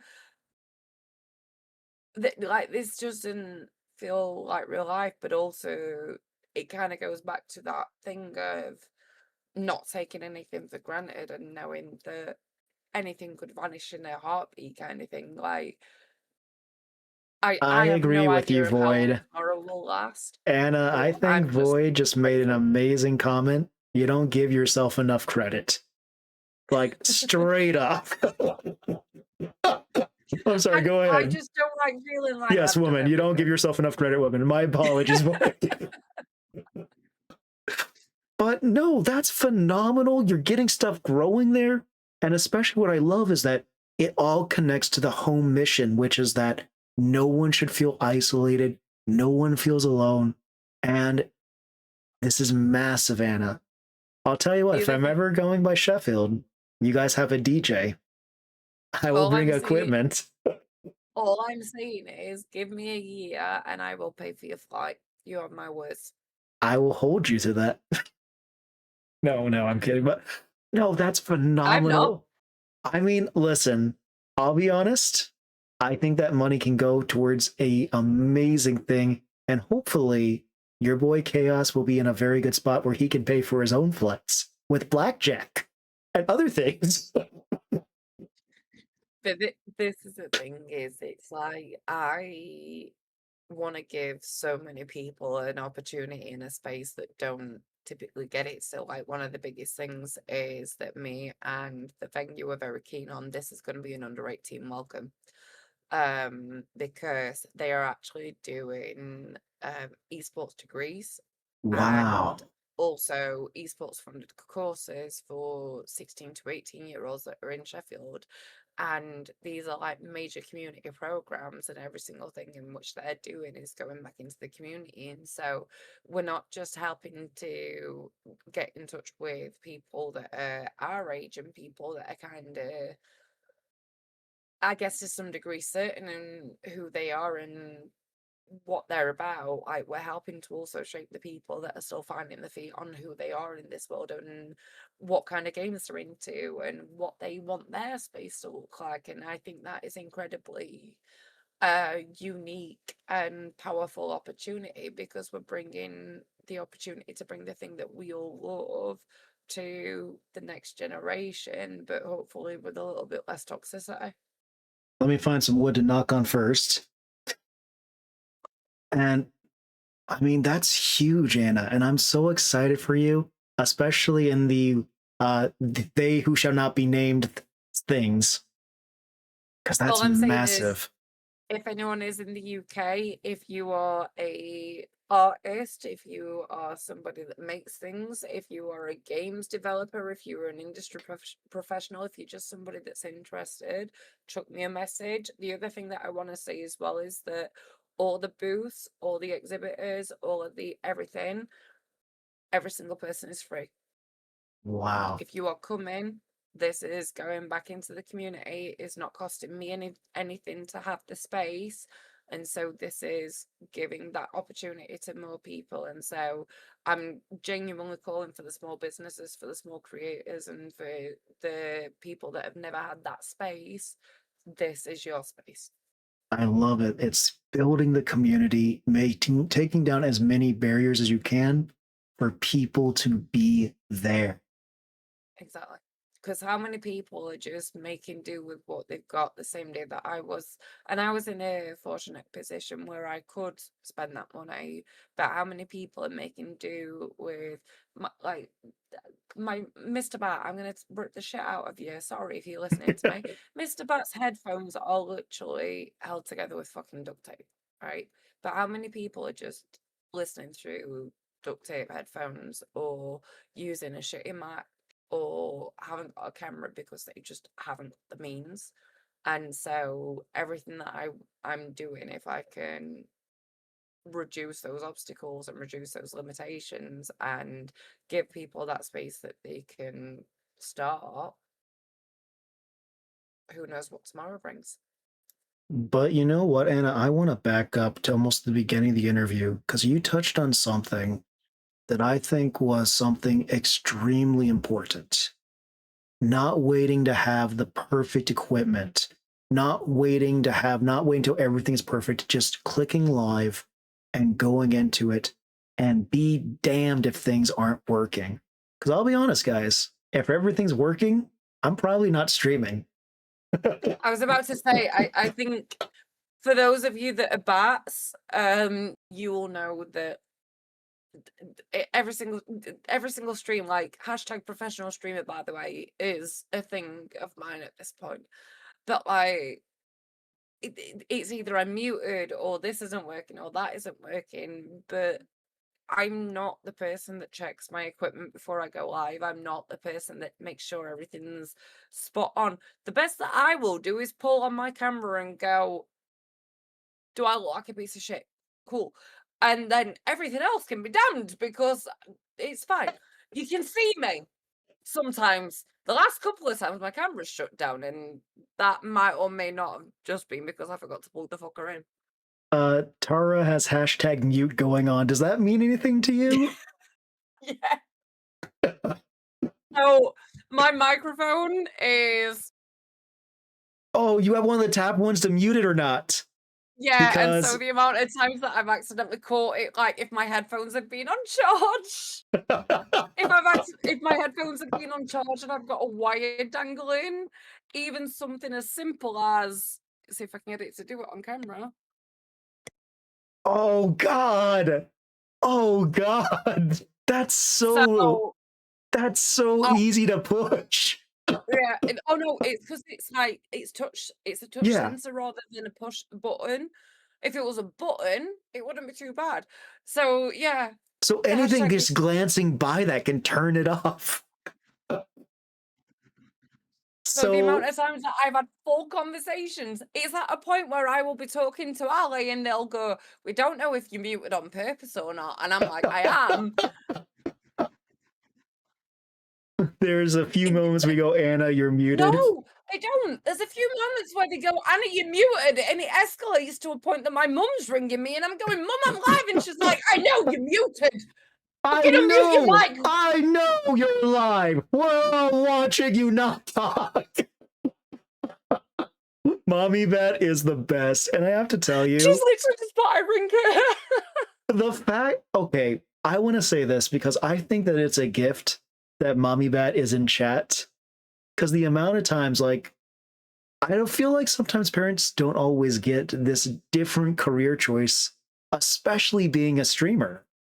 Yep. And so having Mommy, oh, So go ahead, please. and I was just gonna say, so I've talked time and time again about the fact that I know how incredibly fucking honored I need to be for the fact that my mum is as supportive as she is. So my mum had never had Twitch. She still to this day does not know a single thing about Twitch. I I don't think know. she Yeah, knows that you stream on it. That's just a guess. yeah, but if you have a look, she's also got the I'm watching this stream without audio sound on. Oh, look Because at she's Mommy's clicked it and she chat doesn't. though. Yeah, but this is the thing. Oh, Like I announced that I'm I was gonna becoming a pause us. part. I'm pausing you just a second. We Yes. are currently in ads. I did not hear the warning. So we're going to take just a momentary pause until the ads are done. Tizzy, I You're all saw good. you snuck in here, by the way. Good to see you, bud. I am so sorry, Anna. No, you are all good. I am gonna go off camera Yeah, just yeah, to do go the up. thing. Get some water and stuff. You are absolutely good. Thank you, Tizzy, very Oh no, much. you're fine. I'm still here. I'm just doing things that I don't know on camera. Okay, that's fine. This is Anna, a long time. She's an awesome person. And also, thank you for being a sneaky snake. Yep. Okay, it's As no. essentially, because of my joint condition, if I sit down for too long, Mhm. my bones hurt. So I'm stood up, but also my stream, my community are fuckers for being pervs. And so I don't try to give them any opportunity whereby I'm stood up. Yep. I get you. Hi, Lammy. We have 15 minutes till the train pulls in. Are you? Yeah, we're okay to receive, Lammy. We're still doing the interview, but they can pull in whenever. So I guess, Anna, you're going to have a lot of people popping in to say hi. That is absolutely fine. Oh, man. But no, guys, I do apologize. We do take these momentary pauses during the ads and such. ID Pretzel just at the right time. Guys, You I must wish construct I was. additional We'll wait for pylons. that to finish there. I wish I was flexible enough. Oh, the ad just kicked in now. I swear it said that the I ads were thought actually that, in. I am to so be fair, I've sorry. just also been hit by ads. So at least you're getting that ad tax. Exactly. We're having all the ads Thank kick in. You get some extra time to stretch, is all it means. That's fine. It also means that I'm going to log in on my alt so that you get the ad coin on that one as well. Well, thank you. And by the way, guys, if you. Mr. Bat is also lurking. Mr. Bat, well, thank you, Mr. Bat. Also, I don't think I've met Mr. Bat yet. Hi. Mr. Bat is silly Sagittarius. Okay, silly Sagittarius. Number one, Sagittariuses unite. Number two, is this where we get to? Well, we're going to let you talk about your partner push first, obviously. And then I want to find out about the silly sausage because Kate has been saying chaos. You have to find out about the silly sausage Oh, and God. Steve the Bat. So I am waiting on this. Silly sausage? I am giving you a challenge. Okay. You're doing your DJing later, aren't you? No, I did my DJ. So I did my DJing earlier. So I Oh, think it's damn like it. at 6 p.m. Central Standard, 6 p.m. Greenland main time, I think is where you're at right now, correct? You're like at 9 or Yeah, 10. I am You must about construct to hit 10 additional p.m. mark. pylons. Okay, welcome back everyone from the ads. So yeah, I usually stream around noon Central Standard Time, which I believe would be 6 p.m. Greenland main time. So that's when I normally DJ on the Mr. DJ account. Okay, so I'm giving you a challenge. Okay. The next time that you DJ, Just I man, I'm need writing you down the to challenge. Okay. I need you to come up with a remix for Levity Beat, Silly Sausage, For Levity Beat, Silly Sausage. because that is the unofficial official Silly Steve soundtrack. Got it. Got it. Well, do you need a little bit more to stretch? Because we can continue talking as you're stretching, of course. No, you are all good. I am back as we speak. Okay, then. So, Anna, you were just talking about hitting partner. Just so you know, there's a very good chance that we get raided here in the next 15 minutes. I'll pause us. We'll introduce you, obviously, if you want to go and do your raid message again. But otherwise, this is all you, Anna. Go. So I had basically been averaging at about 35 to 40 at this point. In fact, I want to fact check myself. So bear with me one sec. And I This got was raided. before partner, right? This is before partner, so this is Okay. back in like January. And I was nowhere near partner and I got raided. And I couldn't tell you, and this sounds really, really bad, but I couldn't tell you who it was that raided me. But I ended up on the partner path and I kind of made a joke of like, oh, shall I just push for partner? And it was meant to be a silly joke, but Yeah. everyone went, yeah, why not? What have you got to lose? And to give you an idea, so January, my average total, including the partner path stream, was 40. So one of my averages was 125. My average for December was 23. That's crazy To switches. say it was enthusiastic is something. Bit of an understatement, in fact. So take away that one. My average is probably again about 30. Like it's not good. And I got this partner path, and I jokingly said, "Shall I push for partner?" Everyone kind of went, "Sure, why not?" And I was like, "No, no." And they're like, "Why not?" And I'm like, "I'm not ready. I'm not there yet. I'm not even halfway there. Like, no, no." I went, "I'm gonna fall flat on my fucking ass and make a tit of myself."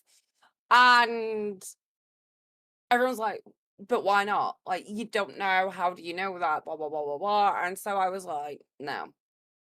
And then what happened was for about the next 10 days, it Hmm? was in the back of my mind. It was weighing on me, and it was the what if and how do you know? And one of my biggest things has always been I would rather say, oh, well, than what if. So for me, it was that not knowing. And then I was doing paleo giveaways. And one of the things that I always said, and this kind of goes into it, which is that if you don't get involved, you're silly, because the only person that's stopping you is yourself. I'm not stopping you. I'm making my giveaways as inclusive. The only person that's stopping you is you. If you don't hit enter, you've only got yourself to blame. When you I'm going to lose, pause you for a second here. Number one, thank you, because I got funnel runners thanks to that. And number two, guys, we're also doing a giveaway ourselves. If you type in !KAOS, that is Kilo Alpha Oscar Tango, you'll be entered in to go ahead and win the game Tunic. It's all you. So yeah, I was saying like, what have you got to lose? And let me something in the pause back you of my there. We mind- just got raided by Novi. All right, let me go ahead and say hello to our raiders. Hello, raiders, and welcome in from the Nasu raid. Nasu standing for Never Alone. standing united. And thank you so much, guys, for being on in here, coming in. I'm going to switch over to my intermission screen for just, excuse me, my raid screen for just a second. And we'll be back to you in just a moment here, Anna. Absolutely. Yeah. Hello, hello, Raiders. Welcome on in. Anna, thank you very much for going ahead and being here. Novi, thank you for raiding on into us. Ladies and gentlemen, if you do not know me, I am Chaos Ascends, and whenever I'm around, you had better believe that chaos is inbound. We like to have good times with good vibes, and you guys came at a great time because we are here interviewing the amazing, the illustrious Anna Lee, aka formerly known as Tits and Tats. Hey, thank you for going and doing the check-ins here, guys. Anna, thank you very much for being here. But Novi, what were we streaming? How did your stream go? And thank you for bringing on in the raid train on in. Choo choo, thank you, Sassy. All right. Novi, if you do need to raid and fade, get that food, that drink, that sleep, I completely understand. But if you want to raid and rave with us, we'd love to have you. Welcome on in, Raiders. Like I was saying before, we are here introducing the amazing Anna. It was fantastic. We played Ghost Janitors. Now, Novi, were you cleaning the ghosts? Or did the ghosts clean you? I don't know how that works with Ghost Janitors or not. I'm so glad you asked about Tits and Trats thing. Oh, and it's a secondary raid.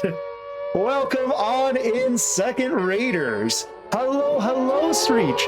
I was cleaning up after myself with the scares, absolutely. And thank you for the first time chat. Check out, guys, this clip, by the way, from Screech as well. Welcome on in, Raiders. Novi, thank you again for choosing me. Screech, welcome on in. How was our stream? What were we streaming? And thank you for bringing your group on in here. For anyone who doesn't know me, guys, I used to go and do a bunch of startup and corporate stuff. Now, according to Homeless Ghost, I am, quote, the goodest of girls, which I was surprised to find out because I'm a guy. And secondly, my mama says I'm so bright, she calls me son. Hello, hello, diehard. Welcome on in. Like I said, guys, thank you all so much for choosing me. You did not have to do that. I'm just a random guy from Iowa, but you guys came in at a great time. We are here interviewing Anna Lee, doing Chaos and Raves. Anna Lee is not only an amazing and humble person, she just hit partner here in April, and she has some phenomenal goals, and we love what she's doing with Project Snowfall. And if you want to check out more about that, you guys can either check out more within kind of the stream that we had earlier. It will be up on the Red Y app along with Twitch VODs, or you'll hear it kind of as we talk about the summary. But Screech, Novi, thank you guys very much for the raids. And let me pull us back on over to Chaos and Raves. Thank you so much for your patience, Anna. Absolutely not a problem. I always forget that I need to mute up when I do those. No problem. All right. I apologize, Anna. I forgot where we were at. We were just, I believe, talking about your partner push in just before April, and you had just finished talking about how basically you went from having a 30 to 40 average to being like, oh crap, guys, should we go for it? Not even that. So it was 23 in December, and then January, which is the month that I ended up on the partner path. It was a grand total of 40, and that included the 125 that put me on the partner path. And then I kind of decided, screw it, what have I got to lose? So February was a bust. February was average of 47 in total, and I had 2 streams over 75. So progress, I've gone from 1 to 2, but not enough that I should even really be classing myself as partner pushing, really. Now, I want to ask with this, Anna, because I know a lot of people get frustrated with looking at the numbers and stuff. Was this something that you had to look at the numbers, and was it a little disheartening? Kind of what was going through your head at the time? I had gone from being somebody that had never focused on numbers, never been here for the numbers, never changed what I was doing to suit the numbers. And then from that point, it was like numbers were obsessive. And for somebody that had had an ED, I actually found those numbers just as obsessively harmful and just as obsessing as I did the same numbers on the scale. And that was kind of one of the reasons why I'd purposely avoided looking at my CCV and looking at my stuff. And obsessing over the numbers was because I knew that I was somebody that would start to obsess. I remember it had got so bad that I was genuinely doing the math whilst I was live on where I was at, what numbers I was missing, and what numbers I needed on an hour by hour breakdown. And like it was at a point towards the end where I was getting obsessive. And I think it's probably really good for me that I did end up only partner pushing for as long as I did, because I think it would have ended up with me having a breakdown and I probably would not have come back to Twitch.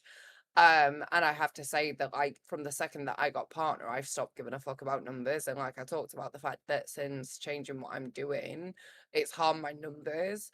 There was that, I guess, week of going from 125 CCV to going to 40 again and being like, fuck, I've made a mistake here. But then when it was a case of, but I'm actually enjoying hit and go live every day, and like I was feeling such burnout with paleo, which is what I'd been doing for so long, that I even was enjoying hitting paleo streams again and wanting to do extras when updates went live and stuff like that, because I wasn't doing it 24/7. And I think it was showing in the content that I was doing. But yeah, it's been a journey, to say the least. It really has been. Now, I want to fast forward because you got partner in April. So walk me through how you discovered and what you immediately did. So I want to kind of walk down memory lane Oh because yeah, I please. think No, no. it If I'm fast is forwarding too much today, chaos, pump those no, brakes. you're fine. It's just more of a, because of the fact that it has been 4 months, whilst I remember everything that kind of led to the day of, I yeah, so I remember sending the application and I got the notification while we're live on stream, and like there is a clip of it that exists, and I'll see if I can find it just in case you are able to show it. But Kate had been heavily helping me out towards the later months and the two successful months, and I fully credit her alone to getting me there. But we'd done the math and I was supposed to get it 2 weeks later, and I got it while I was alive. And I'm so glad that I did, because it means that I've got it on footage. But I didn't believe that it was real. Well, I found it could have been worse because our good friend Diehard got his notification on April 1st that he got partner. I don't think I'd believe it. Oh, exactly. I'm like, oh, love it for it. But I'm just saying, like, you could have gotten April 1st and been like, is Twitch just screwing with me? So I have sent you the clip. Okay. So let me do this then. First off, we're going to pull up the clip here, guys. And so Anna has sent that to me. I'm going to move this off the screen for just a second so I don't reveal anything I shouldn't. And we're going to just make this go ahead and be full screen for this. There we go. And we'll move that back on. So let me do this. I'm going to throw us on for here. And I'm also going to make this see-through for just this portion. Okay, so guys, this is the clip from Anna hitting partner We're going to let it play, and then we'll go back over to Anna. So You're gonna see me twice. Deal with it. Deal with it. No, not past 5. Not day 5. No, no, no.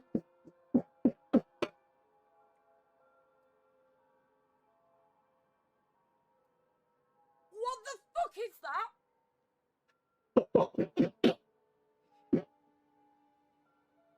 you know, this is beautiful that they have this clipped, by the way, Anna. I think it, yeah.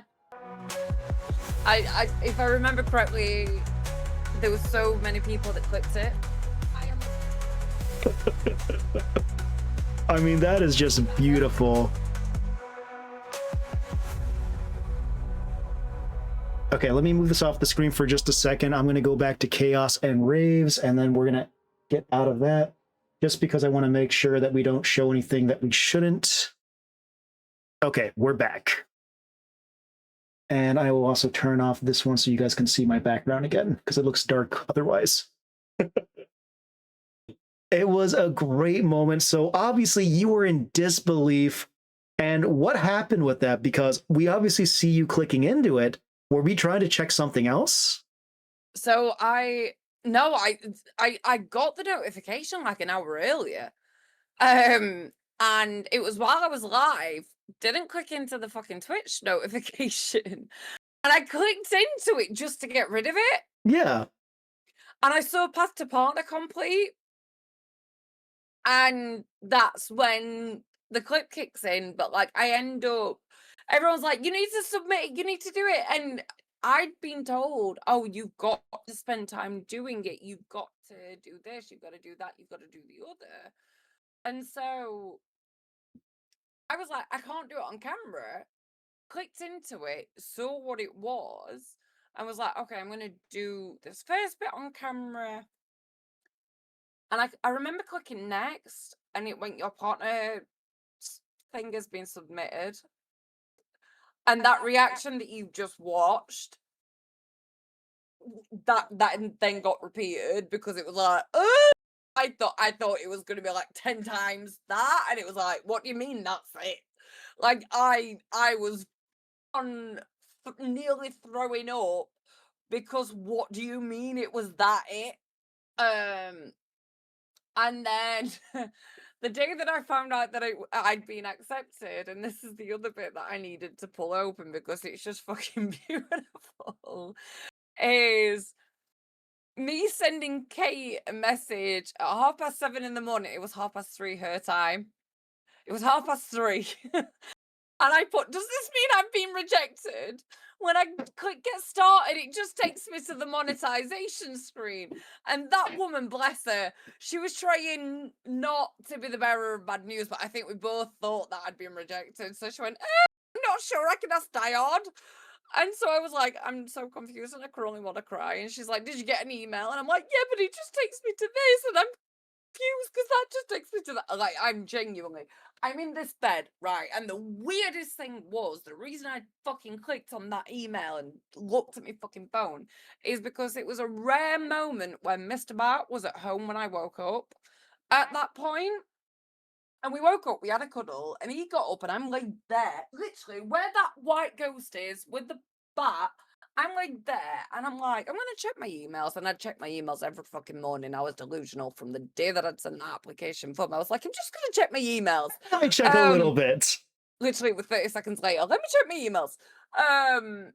But I remember waking up that morning. I was like, I'm going to check my emails because we've just had this nice cuddle in bed and it's one of the rare mornings that we're together. How nice would it be if it was today? And I remember pulling down on my notification bar and it was literally the second notification down and it said you've been invited or something about the Partner Plus program. And it was that email. Sorry, you're invited to the Twitch Partner program. So I was like, have I only just fucking qualified? Because when I'd sent my application, I'd seen something on Reddit that same day saying, oh, the problem with Twitch nowadays is that people get the notification saying that they can apply before they're actually able to, and then they're not actually accepted until a month later because they didn't hit the requirements when they got the notification. So I'd convinced myself that this was what's happened, because again, I got the notification 2 weeks early. So in my head, I was like, I haven't actually fucking qualified what I thought I had. This is telling me that I can now request to join Yeah. I mean, the that's what it partner looks like. It looks program. like, okay, you can now Yeah. apply rather than you've been accepted. And I'm gonna send again this so that you can see. This is my exact email. Well, here, I need to So move stuff again so I don't reveal because we're using Discord, so it I'll have to look was at not it. clear.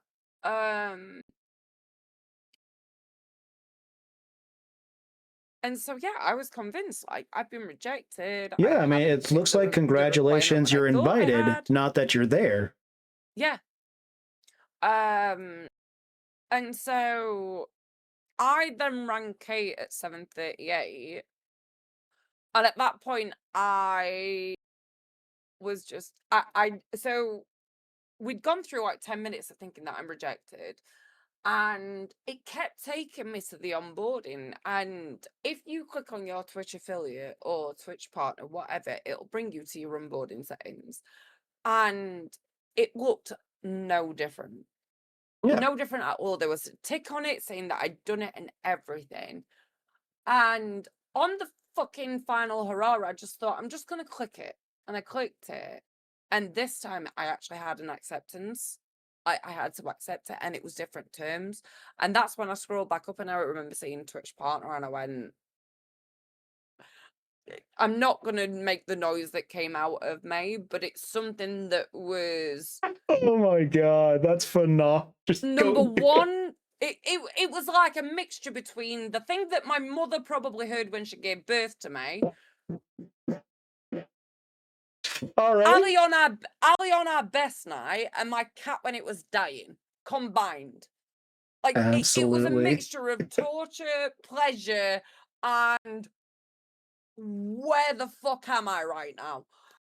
So let me see if I can describe this.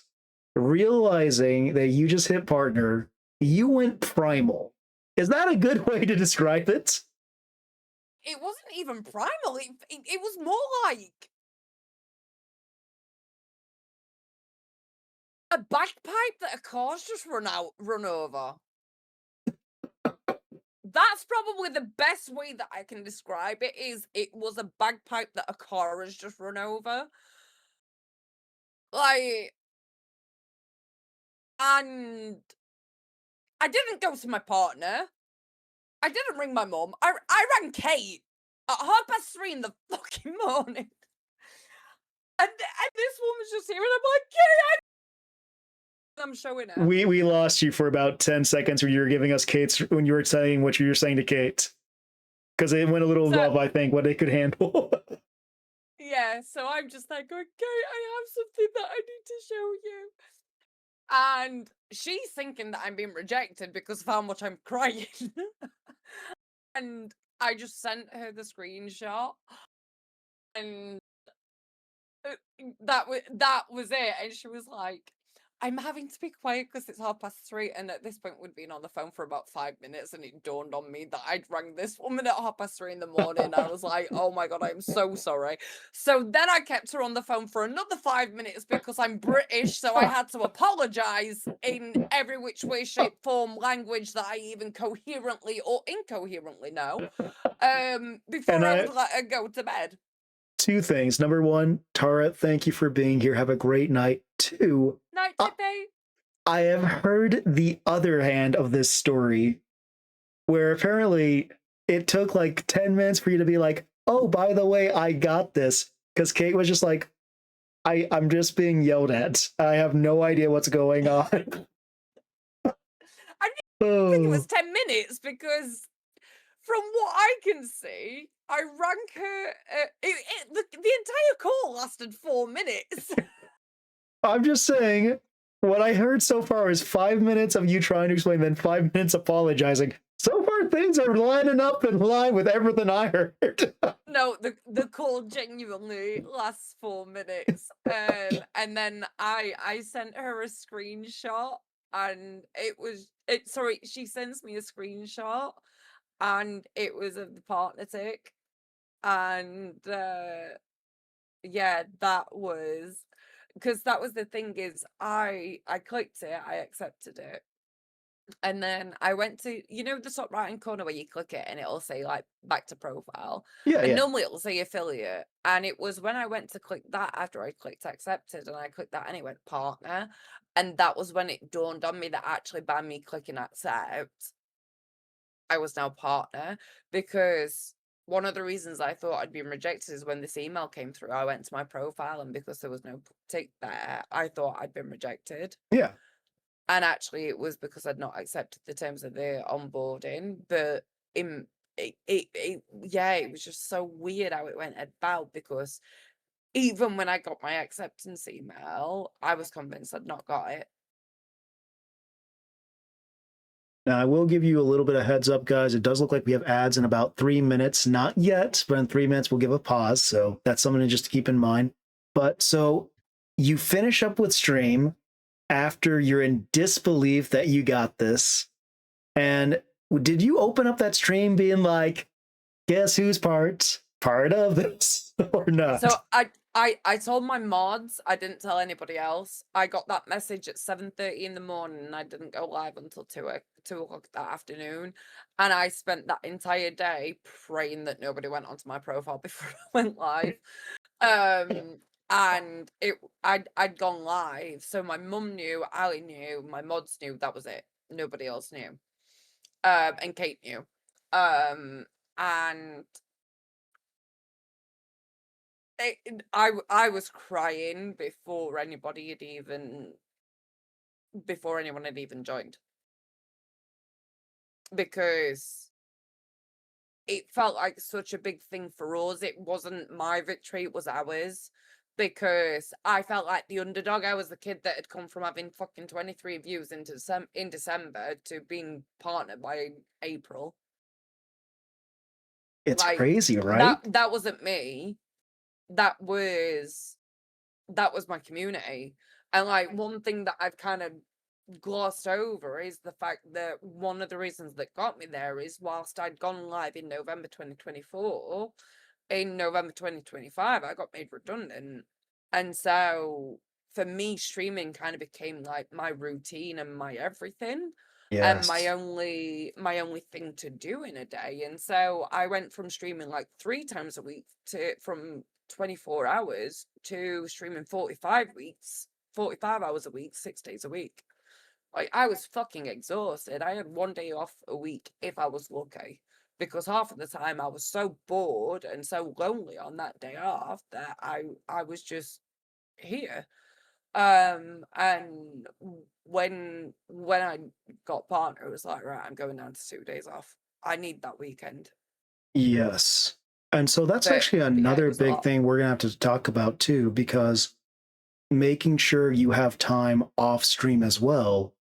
And so I don't know if this is something that you spend 2 days not working on anything, just experiencing life, or if this is 2 days where you're doing administration stuff as well.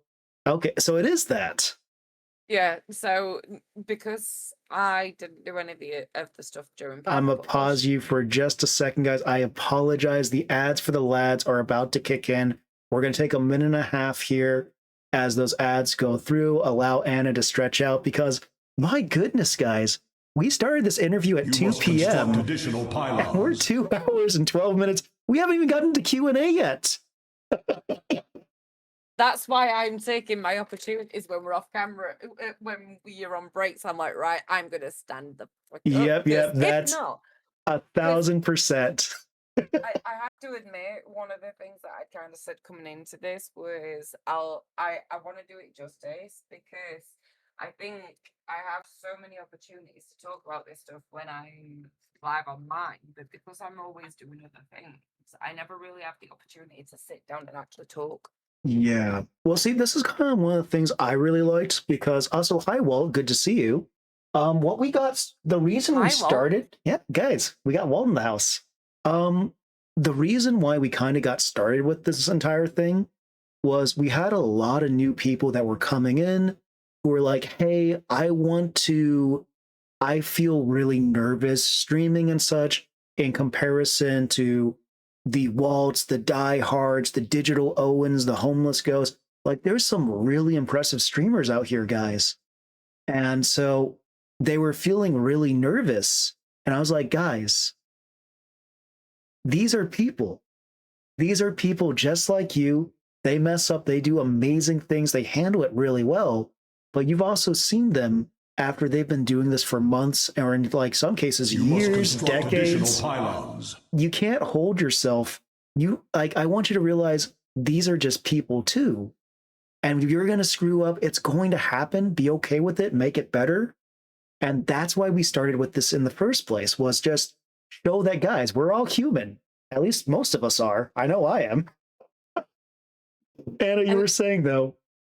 no, just to kind of touch on that is like, this is the thing, is that everything that I've done, even what I said, I'm just a dickhead in Sheffield that's got a camera in, and I am very much aware of the fact that my story has been much quicker and much speedier than a lot of people's has, and I don't take that for granted, and I don't understand why, and I don't think I ever will understand why. But like for me is, I haven't, whilst my confidence in myself has changed, as I said, I've gone from a person that wasn't comfortable having a photo without a Snapchat filter on to, I have literally done a fucking stream where I've had barely any makeup on. Hell, there's even been streams where I haven't had a bra on and you haven't even known it.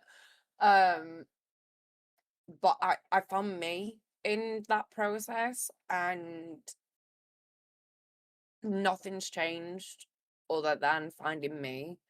And so, to anyone doing it or thinking about doing it, you haven't got anything to lose, and you've got so much more to gain.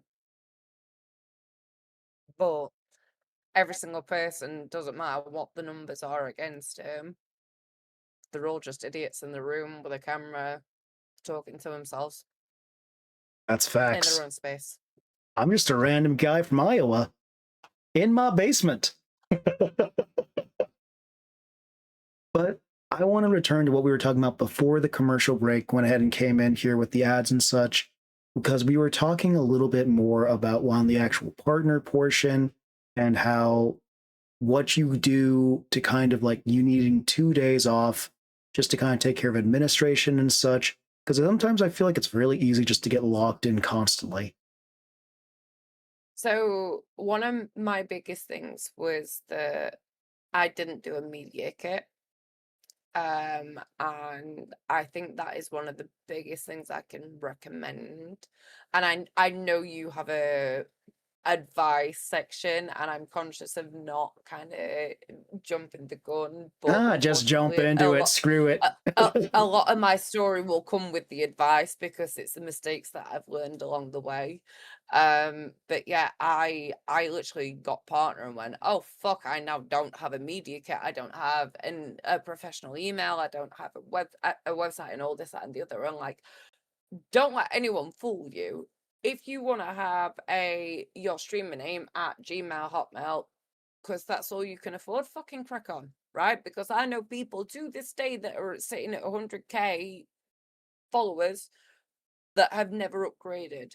That being said, getting my own website and all that jazz, best thing I ever did. Artie would like to But know what's a media kit as well. so a media kit is basically a one-stop clickable image or savable image that a brand or any kind of game, any kind of business professional can look at, and it is a one-stop snapshot of you, what your content is, what you are, who you are, or what you are is probably more accurate. It's basically what your brand is, what your games are, what your style is, what your community is, all that kind of thing. It's the nitty gritty. They don't give a fuck about you as a person, respectfully. It's your numbers as well. It's the business side of things, but you make it look pretty. You make it look a little bit like you, and you hope that it sticks. That's the truth. It's your numbers and you selling yourself. You're the cattle and you're just parading yourself around the market. Would Lipstick you on, got disagree? it. Oh, no, not at all. That's why I put on the lipstick before I come on streams. But that's the thing is, it's who your demographic is, what your numbers are, what your following is, what kind of like what your safety is. If a brand invests in you, what are they getting in exchange? But the other side of that is it's your prices. So you will have a lot of streamers that are POA, which means that they are price on ask. It depends on what the offer is, what they're getting in return, that kind of thing. Because if you say to somebody, "Can I have a 2-minute ad for a game that you are really, really, really into," versus "Can I have a 2-minute ad of a game that you could not give a flying fuck for," your rates are probably going to be a little bit different. That's fair. So a lot of people be away. But it's that one-stop snapshot of generic. Who are you? What are you? What's your community? And how much do you charge? Which is the most important thing. It's the numbers versus the revenue. That's all they give a fuck about. The rest of it's just fluff. See, that stuff I have no idea about. I'm still affiliate, guys. But I want to No, back up. Oh, but please, I go ahead. will say this. This is not a partner thing. Anybody that is streaming, if you are putting out any kind of content, if you are open to collaborations, to sponsorships, to anything like that, you should have a media kit, even if it was made on Microsoft Paint. Okay. But I'm seriously, know what your content is worth, and make sure that if a brand contacts you, you have got a menu of what you're offering and how much it costs. I will have to talk to yourself, Anna, after stream, along with Monster Cake, to see if I can't figure out my own media kit then. I have a calculator as well that I'm happy to share with people of how much your content is worth. Droppy has a question as well. Did you make the media kit yourself, or have you bought it from someone? I purchased mine, so I'm going to be honest. A lot of my shit. So I started on MySpace. I then went to Bebo way before like Facebook, Instagram, all that shit were a thing. So our stuff was we had to code, we had to edit, we had to do all that jazz. My mum still has a folder of photo editing that I did when Bebo was a thing. And that was when I wanted to go into tattoo studios, which I inevitably did, but I went through the Poke Hall route rather than the pretty art route. But literally, for me personally, I like doing my own stuff, which is the reason why, whilst my merch and that kind of thing, it's not the most creative or it's not the most advanced, it's been designed by me from start to finish. Absolutely. See, that is something that I will say just, I did not think that was something I needed to have. So I'm learning too, guys. We're all learning together. I want to back up for a second because you talked about how you had one where you got, I don't know exactly what to say here, but Subnautica basically asked you to play for them. And you were saying that it was one of your biggest decisions, that one of the biggest regrets you had was that you said yes to this rather than going ahead and not. And I want you to kind of go more in depth if you don't mind. Uh, right. I'm probably going to end up on a list, and I'm probably going to get you on a list for this one. But for anyone that's a creator, Stream Elements and Twitch sponsorships are a scam. Sorry, don't do them. You're not going to make the money ever. Fair enough. Ever. And the money that you do make is not worth the time in which you're putting in it. If you're a content creator, you're better off going down that route. You are not better going down the Stream Elements route if you are a streamer. And since they nearly went under back in like 2023, I'm gonna be honest, it's not been worth it. From a business standpoint, if you are given a game that you are interested in, absolutely do it. Because if you can get paid to play a game that you're interested in, 100%. But if it's not a game that you're interested in, doesn't matter how good the terms are, I promise you, you are not going to get even a percentage of it. And that's coming from somebody that got scammed out of, I'm talking like over $300. Damn. Because my average for the sponsored section, which is the bit where I had to read out everything, all the blurb, etc., was 143, and I've broken this down using Twitch's own thing, and they told me that I had 13 viewers Oh, during that wow. section. And I appealed it, and it got refused, and it's not to do with Subnautica, it's to do with Stream Elements, and unfortunately, because they are part of Twitch, that is they're in part of Twitch, but it is specifically a Stream Elements problem. Okay. See, I can see suddenly why you're like, okay, I would not want to continue doing these because it's a lot of effort, especially to be doing those, to be told you've done nothing essentially. That was my first one, and I read those terms meticulously over voice chat with a group of people for about 3 hours. I had summaries, I had key terms, I had the script, I had everything. And with me being neurodivergent, I had been tooth and nail on it because I didn't want to get screwed over by doing something wrong. And it wasn't even from a money perspective, it was more from if I'm accepting a sponsorship, I want to know that I've done a good job.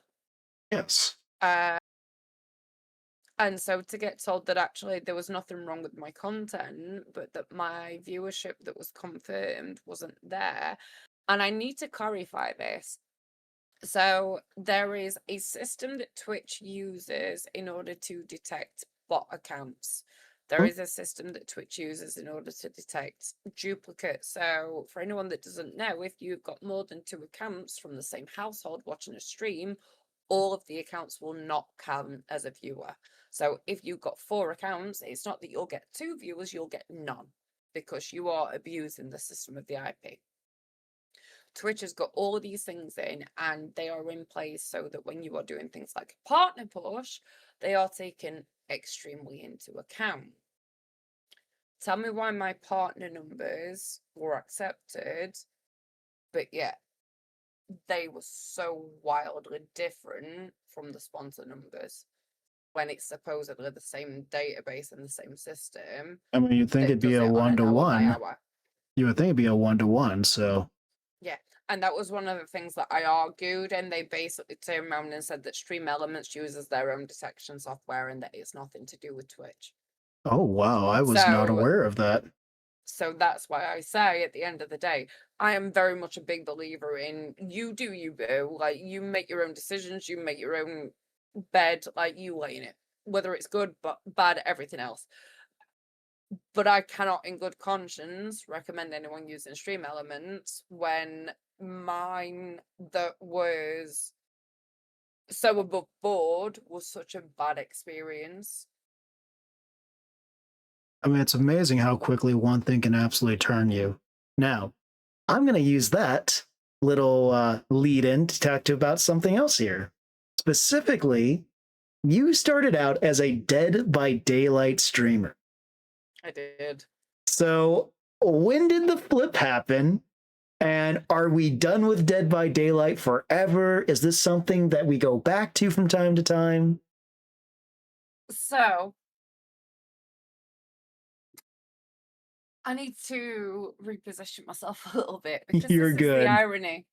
So I don't know if you'll be able to see, but I have a hex and boom tattoo. I see that. Guys, the hex and boon is from Dead by Daylight. It's usually the things you have to take down or put up in order to cause areas of effect things. So anyway, you were saying. I stopped playing Dead by Daylight the same week. The same week you got the tattoo? No! So Holy. it's fine because I know that I will go back to it. Like, I have a Dota tattoo here. I have, like, it's fine. Again, neurodivergent, I go in patterns, but I love Dead by Daylight. I love the game, and I've played the game since 2017, so like it's coming up to 10 years now. For me, the game has just become so incredibly toxic. Like, for me, And I'm going to be conscious in what I'm saying. And so apologies to anyone that's confused. All I ask is that if you are an admirer, or even if you're not, if you are confused, please, if you ask the question, consider what I'm trying to censor before you put it in chat. But I was having people come in, and if you think about the fruit grape, I was Yeah. having people be quite severely graphic. I was having people comment on my job, which wasn't public. Oh, so they were straight Like up doxing. I genuinely had somebody come into my stream, and at the time, so I will reveal this now because like I'm not in the job anymore. But I worked for a insurance company, and the insurance company was a specific thing, and it was incredibly niche.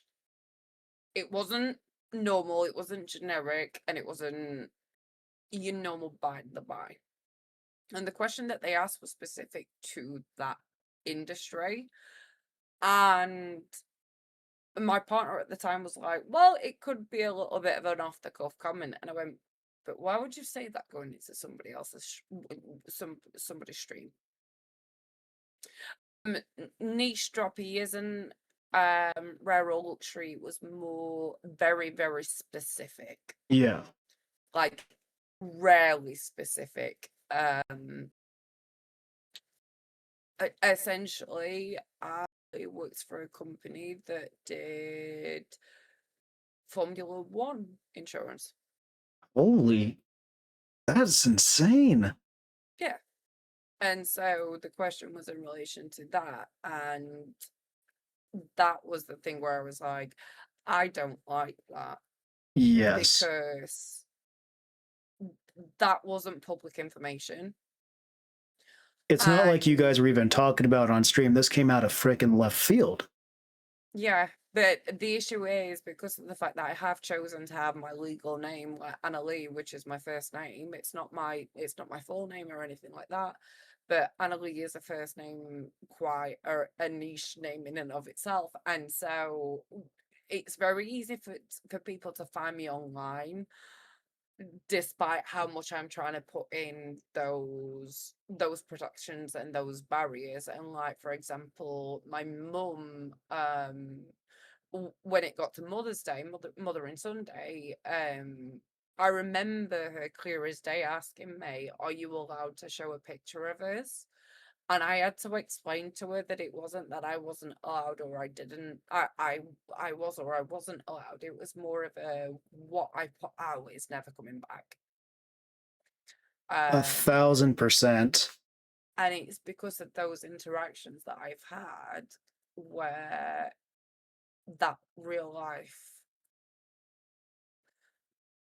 boundary has been broken. And like I still have it where, and people won't even probably realize this, but I have community members show up on my suggested friends on Facebook, and I know that it's because people have been snooping. Oh, wow. But yeah, like it that for me was the big one. I've got a lot of tangent and I forgot what the original question was. I'm sorry. No, we were just talking about why you had stopped playing, like if you were going to return to Dead by Daylight, because you had just shown the tattoo. And then, so how did you, It yeah. was that one.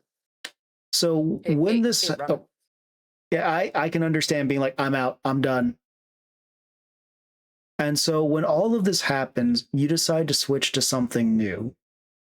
Was this something that you like? I know you're normally very open and such. Did you talk to the community about it? Were you like, because there's a prick here in chat who came in and talked about my work and stuff, we're switching to something else? Or did you just say, hey, we're going to be switching to new games? Kind of, how did you approach that? So I'd mentioned the fact that something had been said in chat that freaked me out. And I talked about the fact that it was to do with my workplace because transparency has always been important for me.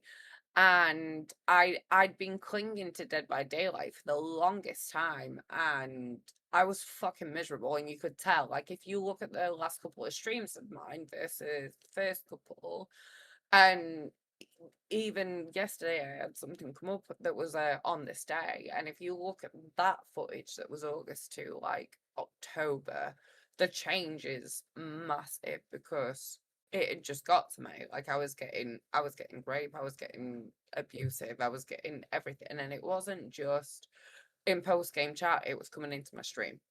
Oh wow. And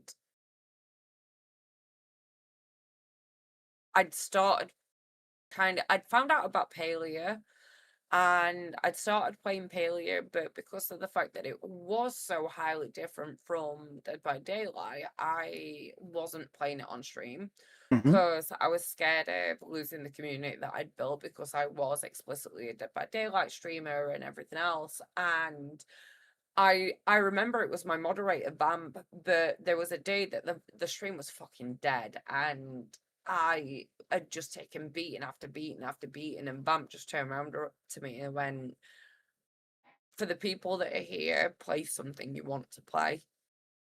And I streamed Palea, and it was like from this low of an experience to this high, and it was just such a welcoming experience that I kind of went, I kind of want to do this regularly. And so at the time it was, I'm gonna do Dead by Daylight twice a week, but Paleo once a week, and then it became twice a week, once a week, and But the other way.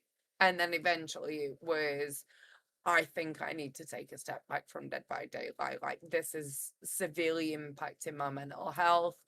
I'm not enjoying the streams anymore. It's physically making me ill because some of the stuff that I'd gone through was the exact things that people were mentioning. Yes. And I just found it incredibly traumatic and incredibly triggering. Um and it was never supposed to be that I'd then be a full-time paleo streamer. That's exactly what ended up happening. But you have so much Um joy when you're streaming that, by the way. Yeah, I do, and I love Paleo, and I genuinely, the community and the game of Paleo itself, like, is one that I think I will forever play. The downside with Paleo is, unfortunately, the game claims to be in early access, despite the fact it's been charging money for over 3 years, and they have sacked off like 90% of their staff within they fired 60% within the first year alone. Now it's like 90%. The people that are there aren't there to put out new content, they're only there to fix the game. And I already know where that game is heading before it's even officially out of fucking early access. Yeah. I want to back up a second because I think we're touching on a subject that is very important to touch about, which is how to handle negative people, particularly trolls coming into your chat to try and fuck with you. So like if you like what are the strategies that you go with? Do you let them are you entertained by them and then once they go towards a certain point, congratulations, you played yourself. What do you do to kind of handle it? Put call into the file. I'm gonna be honest, like, I'm in an autistic household. We rip the fucking shit out of each other on the daily. I'm at a point now where it's like, if you come into my space and you try and fucking rip me, I'm gonna rip you 10 times harder and make you fucking run off to whatever corner you came back from. I try not to do that nowadays because I did get very angry for a long time. And hell, for fucking Dota, I was banned from communicating for about 3 years. Um, Oh, god damn, what did you say?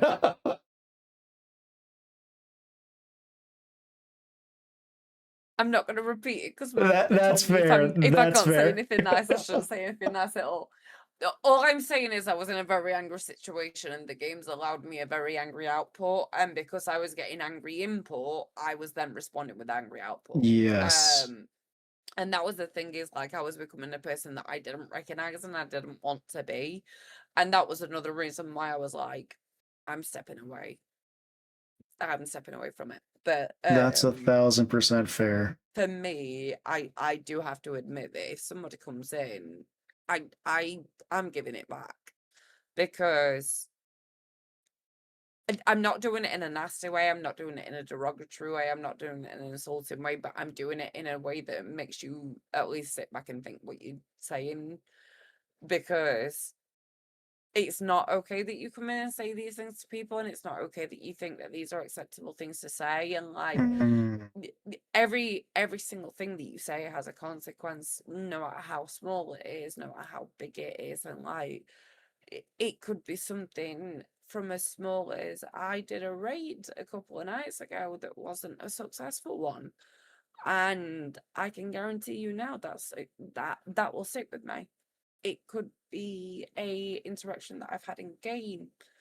Your username will stick with me. It doesn't matter what it is. If you paint yourself as a person that I don't want to support, I'm not going to support you anymore. that's absolutely fair.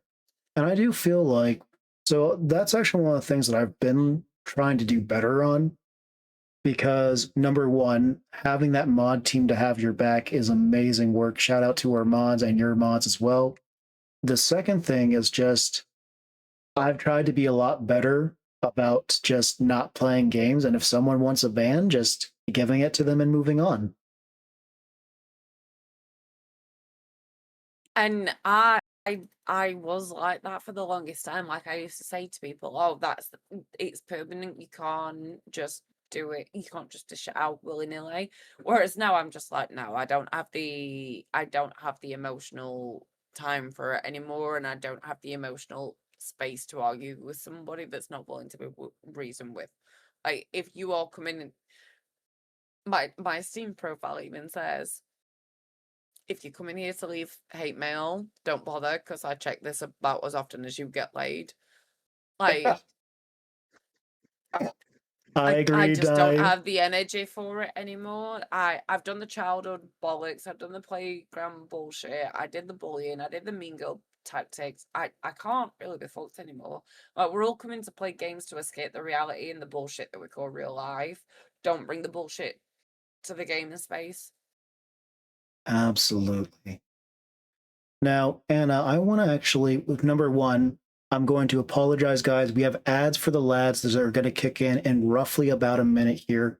So we'll be taking a break in about a minute here for about 90 seconds. But I'm going to ask this question before we go into it, Anna, which is that who are some of the heroes, who are some of the role models that you have had, whether it's on Twitch, whether it's off Twitch, that have helped inspire you on your journey? My mom.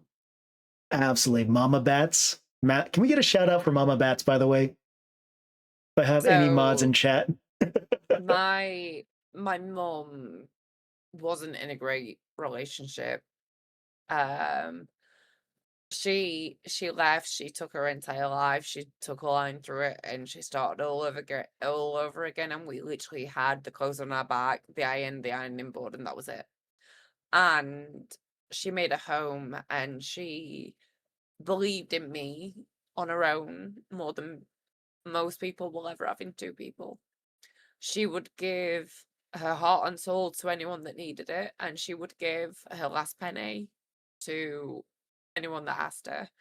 Every single part of me that is good is my mum, and my mum is the only answer that I'm prepared to give, because my mum any day of the week. That's absolutely You fair. must construct additional We're going to pylons. pause here for just a moment here, guys, as we are into our ads here. Those are going to run for about a minute 28. If you want to stretch it all, Anna, you got time? You got this. Appreciate it. You're so welcome. And yes, guys, we are extremely thankful that Anna was here and available to go ahead and do this interview here today. We do have a couple more. Yes, massive W to Mummy Bat. She raised an absolutely astounding person. And guys, if you did not know, for those of you who just came in as part of the Nasu raid, thank you guys very much for coming on in. You guys will definitely want to check out Anna. Oh, we got another raid, ladies and gentlemen. I manifested it. I will be right back, guys. We're going to go over to our raid screen and welcome everyone in. And this time I will remember to mute up. There we go. Hello, hello, Katrina. Thank you for choosing me to go ahead and raid. Guys, can we go and give a shout out as well for Katrina Moon? I know that we're not seeing her up on the screen here yet. I feel like we've been having some issues with the shout outs here today.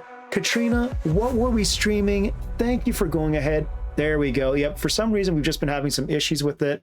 I do apologize on that. Katrina, what were we streaming and how did your stream go? Thank you for bringing the party on in. I do apologize. I do apologize for the ads. Katrina, what were we streaming? How did the stream go? And thank you for bringing the party on in. Ladies and gentlemen, I am Chaos Ascends. I used to go and do a bunch of startup and corporate stuff with sensors. I hated it. It was not my cup of tea. Nowadays, I am here on Twitch. I am a dance instructor and I am a professional DJ doing weddings. I will be DJing as well, guys. The Iowa State Fair here on Thursday, Friday, Saturday, and next week, Monday and Tuesday. I've also just recently last week here DJ'd the Junior Olympics flag football tournament. So I teach salsa and bachata, by the way, Droppy. I also used to teach at a ballroom. So I teach people how to dance for their stuff, for their weddings, whether it's a parent dance with their child, or if it's a groom and bride dance, I do kind of the spotlight stuff. And I can talk about that. It's a huge, long story, and I'm a huge fan of dance myself. But Katrina, thank you for bringing the party on in. I know you had a ton of options of who to choose. By the way, oh, I did not know that. Yeah, I can talk a little bit about that too before the stream's done. But guys, basically, I used to live in the Netherlands. I've lived in a couple places. I lived a lot in Central and South America. And Iowa just keeps bringing me back home. And Katrina fished all stream long. Well, thank you, Wander Lake. And excuse me, is that Wander Folk? Excuse me, my apologies. Thank you so much for going ahead and choosing me to raid, Katrina. I thought I'd add back into the Nasu raid. Well, Katrina, thank you. We are here, by the way, and we are here with Anna Lee. I am from the Netherlands. Where did you live? I lived in Wageningen. Yes, I lived in the Netherlands in 2015 to 2016, because I was doing work in Ethiopia, guys. But hey, I'm Chaos Ascends. We do a lot of 24-hour streams. We're actually very close. When we hit 1700, which we're about 7 away from right now, I will be doing my next 24-hour stream. We're going to have a great one. But like I was saying, guys, we are here interviewing the awesome, the amazing, and the all so fantastic Anna Lee. She's a partner if you haven't met her. She does a lot with mental health, primarily through her project Snowfall. And if you guys have missed any of the conversation we've had with her so far, I encourage you, we will be putting, apologies on that. Thank you, Hook, for the check-in. We will be giving all of this onto the Red Y app, and it'll also be available on Twitch VOD afterwards to check out. But yes, let me head on back on over, and thank you guys for being on in.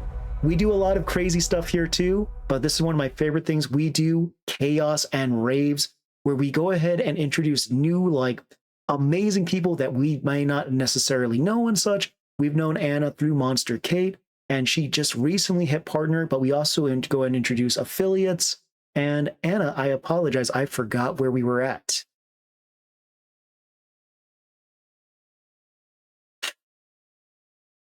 Hey, Bats, anyone know where we were at?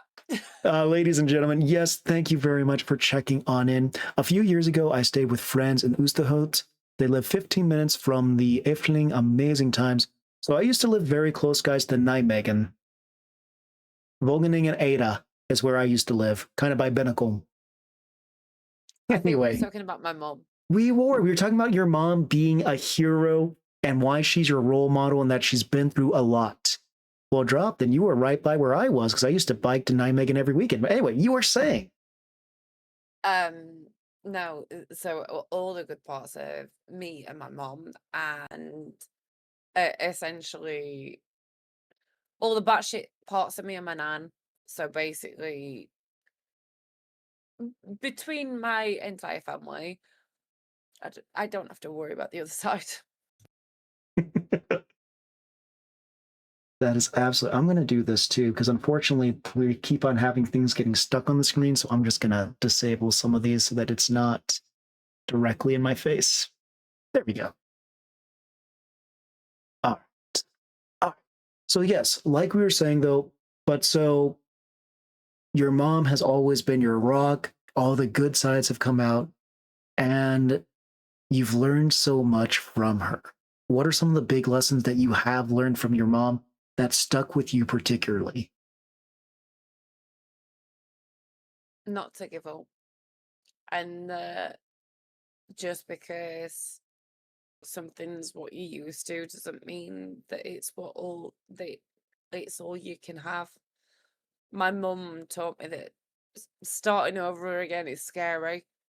And unfortunately, me and my mum were in very similar circumstances. Like we were both in relationships that weren't the healthiest, and basically taking what we knew of life and starting all over again. And had it have not been for the fact that I'd seen my mum go through that, I don't think I would have probably felt as strong enough to do it as quick as I could have. And for that, I will never be able to thank my mum enough. Like my mum has talked to me about the things that she blames herself for and the things that she wishes that could have done differently. But I wish she could see all the things that she did and all the things that she did do right. And as I say, the main one is never tolerate any less that you deserve. And just because that's what you used to doesn't mean that that's all you can be used to. It's true though, like you have to hold yourself value. As the thing is, most people would take their lead from you. And if you don't consider yourself valued as well, sometimes people take that cue, which is a shame because everyone's valuable. Anna, we're kind of getting to the end of my questions here. Is there anything that you would like to bring up that we might not have already? I think just thank you for giving me the platform and the voice to speak, because so many of the topics are ones that I'm open about, but to have the opportunity to actually speak about them and about the people means a lot. So thank you. Absolutely. Guys, we're now going to turn it over to you guys. My job here is now to kind of moderate the questions. So if you have questions that you would like to ask Anna yourself, I'll obviously kind of come in with some questions as well onto there. But if you have questions that you would like to ask Anna now directly, now would be the time. I do believe that I saw that Kate was saying that I should ask about Silly Sausage and Steve the Bat. Okay, so the silly sausage Steve came to be because I, on one occasion, said to people, you should get involved in the giveaway. If you don't, you're a silly sausage. And this came about because one of my wonderful friends, Stefan, he has a dachshund called Vinny. And I love Vinny to pieces. But he for the longest time has gone, you sausage. And I say that, and I can hear him say it. It's not me saying it, it's him. And I don't know. I never said it ever. But on this one day, I just went, you're a silly sausage, and the fucking chat clung to it, and they stuck to it so badly that by the end of the day, I'd promised to make Steve emotes or merch, and Droppy's just posted it into chat. But yeah, he's now on. I've seen him on a desk mat. I've seen him on a hoodie. I've seen him on everything. Like it was just meant to be a one-off throwaway comment, and it turned into this thing. And then Spicy Bat or the bats. So Is that the Steve the bats. Bat or Spicy Bat? So you've got Steve, that's the sausage, and then you've Okay. got Spicy Bat. But obviously my community are the bats. So the bat persona, or I guess mascot, came to be because I needed something that was gothic, and I like bats because they are a creature that are very independent. They can thrive on their own and they can survive on their own, but they thrive when they are in a group, when they're in a colony, and that to me was very much independent of who I am. I'm a very independent person. I don't need another person. I don't need anyone around me to survive, but I like having people around me, and I thrive when I'm amongst other people, and for what I'm trying to do, that felt very, very appropriate. And plus I now have a taxidermy bat, so like Can you show him on, yeah, without standing up, can you show yes, him on stream? I can. So Barghest, because his name is Barghest, he's named after Dracula. Okay.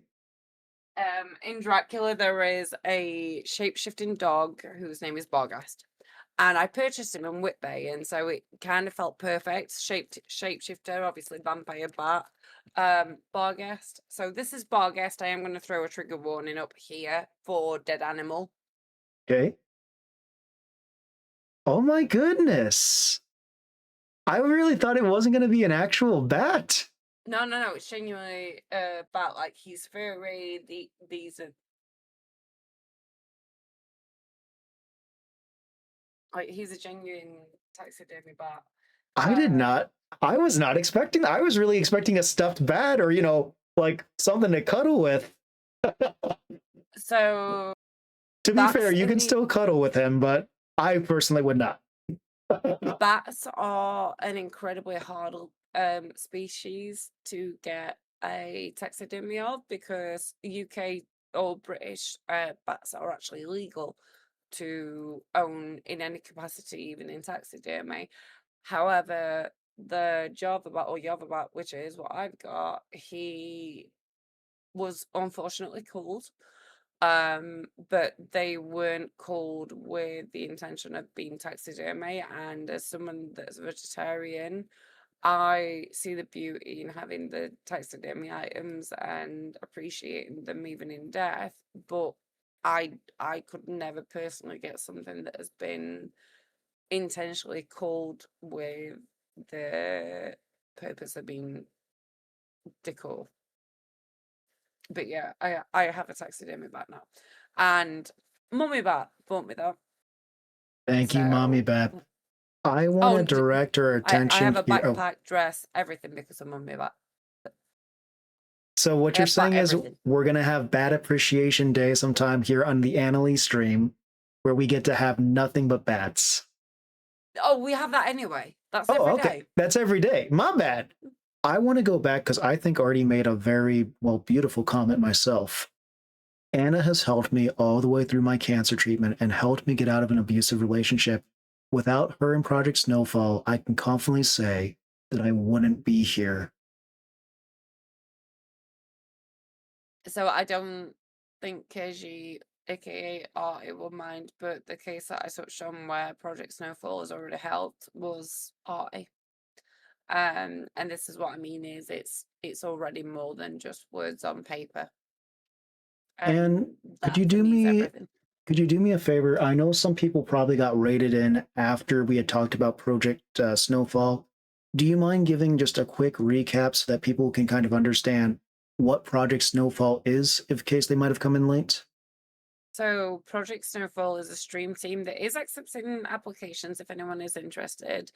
But the entire purpose is we are aiming to reduce the isolation and loneliness statistic, and hopefully the suicide statistic. But I can't say that because I have to then have psychologists and all that jazz.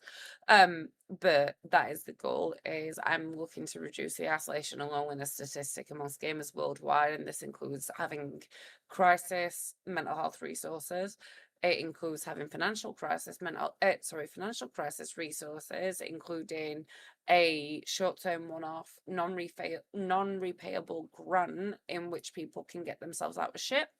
And this could be a trans kid that is fleeing their home or has been kicked out of their home, which is so often the case, and they need a roof over their head or they need a prescription. It could be somebody that's fleeing domestic violence. It could be anyone that has lost their job or just simply going through shit and needs any kind of monetary aid.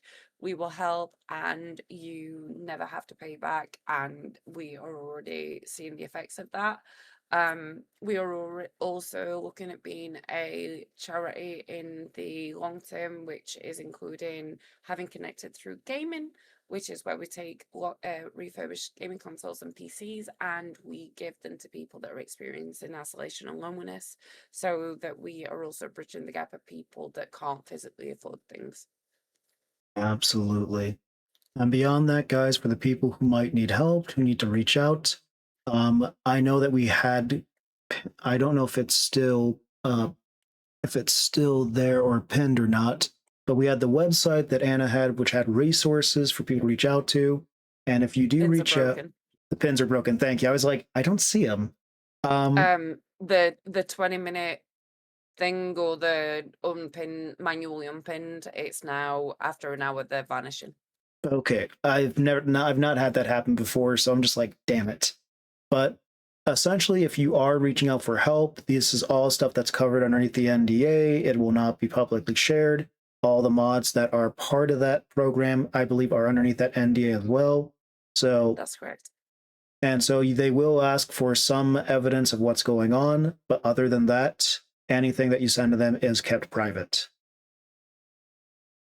Just want to make sure I'm getting everything correct. Perfect. Alrighty then. Well, guys, I'm just going to keep it open here for questions for a little bit longer. Or thank you, by the way, Drop. I'm going to go ahead and pin that again because for some reason it wants to fight us. So that is now pinned at the top, guys. If you are looking for a resource or you're looking for something local to where you can reach out to, that is all there. And I believe it's open to everyone, Zach. That's correct. Is that correct, by the way, Annalie? It is. Men, women, children, just all races, creeds, etc. Only thing that I ask is if it is a minor, obviously, I would ideally need the permission of a parent. That being said, if the circumstances are that obviously warranting it, I'm not promoting a runaway child situation, basically. That's absolutely fair. Well, guys, we're going to keep it open here for questions here. But otherwise, just Anna, thank you for coming in and sharing kind of what you've been doing and about your streaming, because I know that there's a lot. You're so welcome. What's the plan for the rest of the day today as we're just waiting to see if we have questions? Honestly, it's 11 p.m., so take my bra off and chill the fuck out. And I think that is going to be fantastic here. Guys, we are also opening up to comments if there's stuff that you want to talk about or things that you'd like to go ahead and just kind of share as well. And thank you guys very much for following Anna. She is an amazing streamer, amazing person, and I've been very fortunate that Monster Kate introduced me to her. I do want to say this just in case anybody is listening. Project Snowfall, the applications are open. I'm not looking for people that have got the highest following. I'm not looking for people that have got the highest CCV, and I'm not looking for people that have been streaming for the longest time. I'm genuinely just looking for people that have got the right intentions and are good people just trying to do good things in their communities. If that sounds like you, please do hit an application out. I unfortunately don't approach people. Everyone has to send an application just the same. But please send an application because we would love to have you. You also don't have to be exclusive to the stream team. You can be part of other stream teams, etc. We just ask for the odd bit of promo so that we can spread the word, and it's not from a promo perspective, it's so that we can get the resources to the right people. Absolutely. Amanda is just saying, I only started end of April, and I'm so grateful to be a part of Project Snowfall.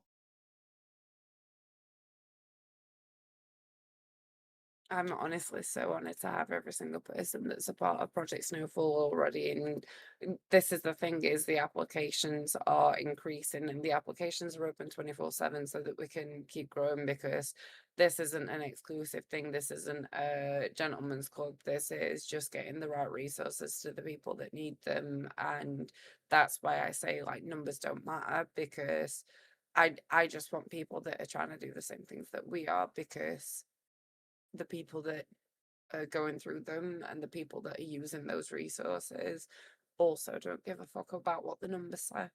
And so why should we? Absolutely.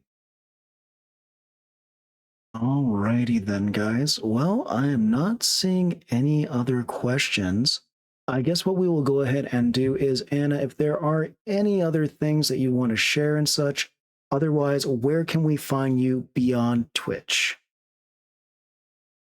So I am on Instagram, I'm on TikTok, I'm on Twitter, I'm on Snapchat, I'm on everything basically. I'm under XNLE on everything except for Snapchat, in which I'm on XNLE XO. I'm going to be honest. The only two that I tend to use are my Instagram and my TikTok outside of my Twitch. I do use my Facebook and my Snap. My Facebook's personal, though I'm trying to be getting better. And my Snapchat is usually me going this angle. Still a good filter, I have to admit. I'm not that far away from my roots. But it's usually going, I'm bored of what we ought to. I don't use Snapchat anymore. You know, the whole what she snap you, I'm 30. I never understood that. I now understood it. I now understand it. Like, because I'm genuinely just like, I'm 30. I'm 32. I don't use Snapchat. Talk to me on Discord. Genuinely, if anyone ever wants to DM nowadays, it's like, DM me on Discord, because I'll actually reply. Everything else, no. Probably not. Absolutely. And by the way, just to clear, so guys, if you are going ahead, by the way, welcome on in, Pancho. If you are looking to go ahead and message Anna for like just to hang out and have a good time, I believe you want him to message in tickets rather than directly. So if it's anything that is something that my mods can handle, absolutely, in tickets would be phenomenal. If it is something whereby you are just needing a bit of support, you needing someone to talk to, maybe you just wanting to talk about something that I've talked about today, my DMs are always open, always. I can't guarantee that it's going to be an immediate reply take tonight. Whilst I appreciate it's quite early for you guys, it is 11 p.m. for me, and I'm gonna be basically replacing that ghost there in about 30 seconds after the interview was finished. Like, So genuinely, my Anna's PC gonna won't have ghost even us turned off. soon. Oh, no. But my PC won't be off, is what I'm getting at. Like, my jeans will be off, my bra will be off, my makeup will be off before I've even hit that bed. But I'll be there within 30 seconds. Katrina Moon, thank you for rating us. Have a great night. Really appreciate. I apologize, Anna. Go ahead. You were saying. No, you're fine. But genuinely, like, I'm always around, and the thing for me is, I my DMs are always open, and I might not always be able to respond, but I will always respond, particularly if it's somebody that needs me. Absolutely. I was thinking more like people who wanted to message you to be like, "Hey, let's play this game later." It should be a ticket. Yeah, stuff like that. And if it's anything to do like Project Snowfall or anything like that, submit a ticket, because my mods have got an incredible amount of power. Absolutely. We just got raided. That's why I paused. Yep. Give me 30 seconds. I will be back. You good? Hello, Crack Attack. Thank you for bringing the party on in, and thank you for raiding on in, and welcome. Crack, how was your stream? What were we streaming? And thank you so much for choosing me. I know you had a ton of stuff to go ahead and choose, and the fact you chose me, I'm feeling blessed. For anyone who doesn't know me, Homeless Ghost has called me the goodest of girls, which I'm not going to deny. That was probably one of the highest compliments I have ever gotten. And seriously, she's always just going ahead. And I'm just like, I'm always so impressed. There are 4 people, guys, that I feel like I've learned the most from here on my travels here in Twitch. Homeless Ghost, Die Hard, Walt, and Digital Owen. and I am thankful for every one of them just because how they conduct themselves has allowed me to learn so much. That sound makes me think I'm at work. Seriously, we are blessed to have. But Crack, thank you for coming on in. We're having a great time. So it was meant to be Marvel Midnight Sun, but became a troubleshooting stream with a mild intervention. Crack, that sounds beautiful. We are here, by the way, interviewing. Oh, sorry about that. That was weird. We are here, by the way, interviewing the wonderful Anna Lee. We are just kind of wrapping up, but basically, we're talking about Project Snowfall, all the projects that she's working with, making sure that people do not feel alone. And guys, if you want to check out the stream later, you can check it out on the, we're going to upload it all onto the Y Red app. Where's me effing VIP then? Well, that's because, Walt, I'll tell you this. VIPs go to the people who are here chatting, having a good time and enjoying. You are a W streamer. I've learned so much, but you gotta earn it. I rated you like 49 times. Just a minute.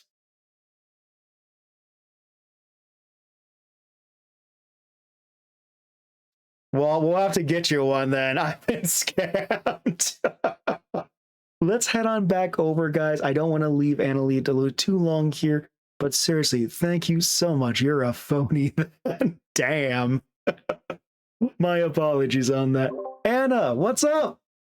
Hello. All right then. But guys, seriously, if you've not checked out Anna, absolutely do so. Thank you for the first time chat, Larry. And we are just extremely lucky to be able to do so. You'll be able to see the entire, guys, like just the Chaos and Raves will be on the Y Red app underneath YT Chaos Ascends. And otherwise, Anna, do you have a last message before we go ahead and take on off from here? I think remember to always stay true to you. And there's going to be people that cross them boundaries. There's going to be people that don't like what you're doing. There's going to be people that don't like the way that you do things. But at the end of the day, people also like them boundaries when they keep them safe. And it's important that you remember that their opinions don't define you. And as long as you're happy and you know that you're doing good things, I think it's all worth it. Absolutely. It's absolutely worth it. And the other thing as well is that like the right people will stick around and the wrong people will show themselves out and you won't miss them. And it'll just be a line in the sand. Absolutely. And I do love curating the scene, saying what you stand for and what you don't. Because again, that is something that I am personally working on as someone who has been way too much of a people pleaser in my past. And so it's not about being perfect. It's one step at a time. Absolutely. Anna, thank you so much. This has been a phenomenal time. Ladies and gentlemen, we're going to go over here to intermission, and I will be back in just a flash. We're going to go talk with Anna for a little bit, and then we'll be back with just chatting. So ladies and gentlemen, we will be back in a flash, and it does look like ads are going to kick in here in just a moment. So I will be back after the ads. Now, hey,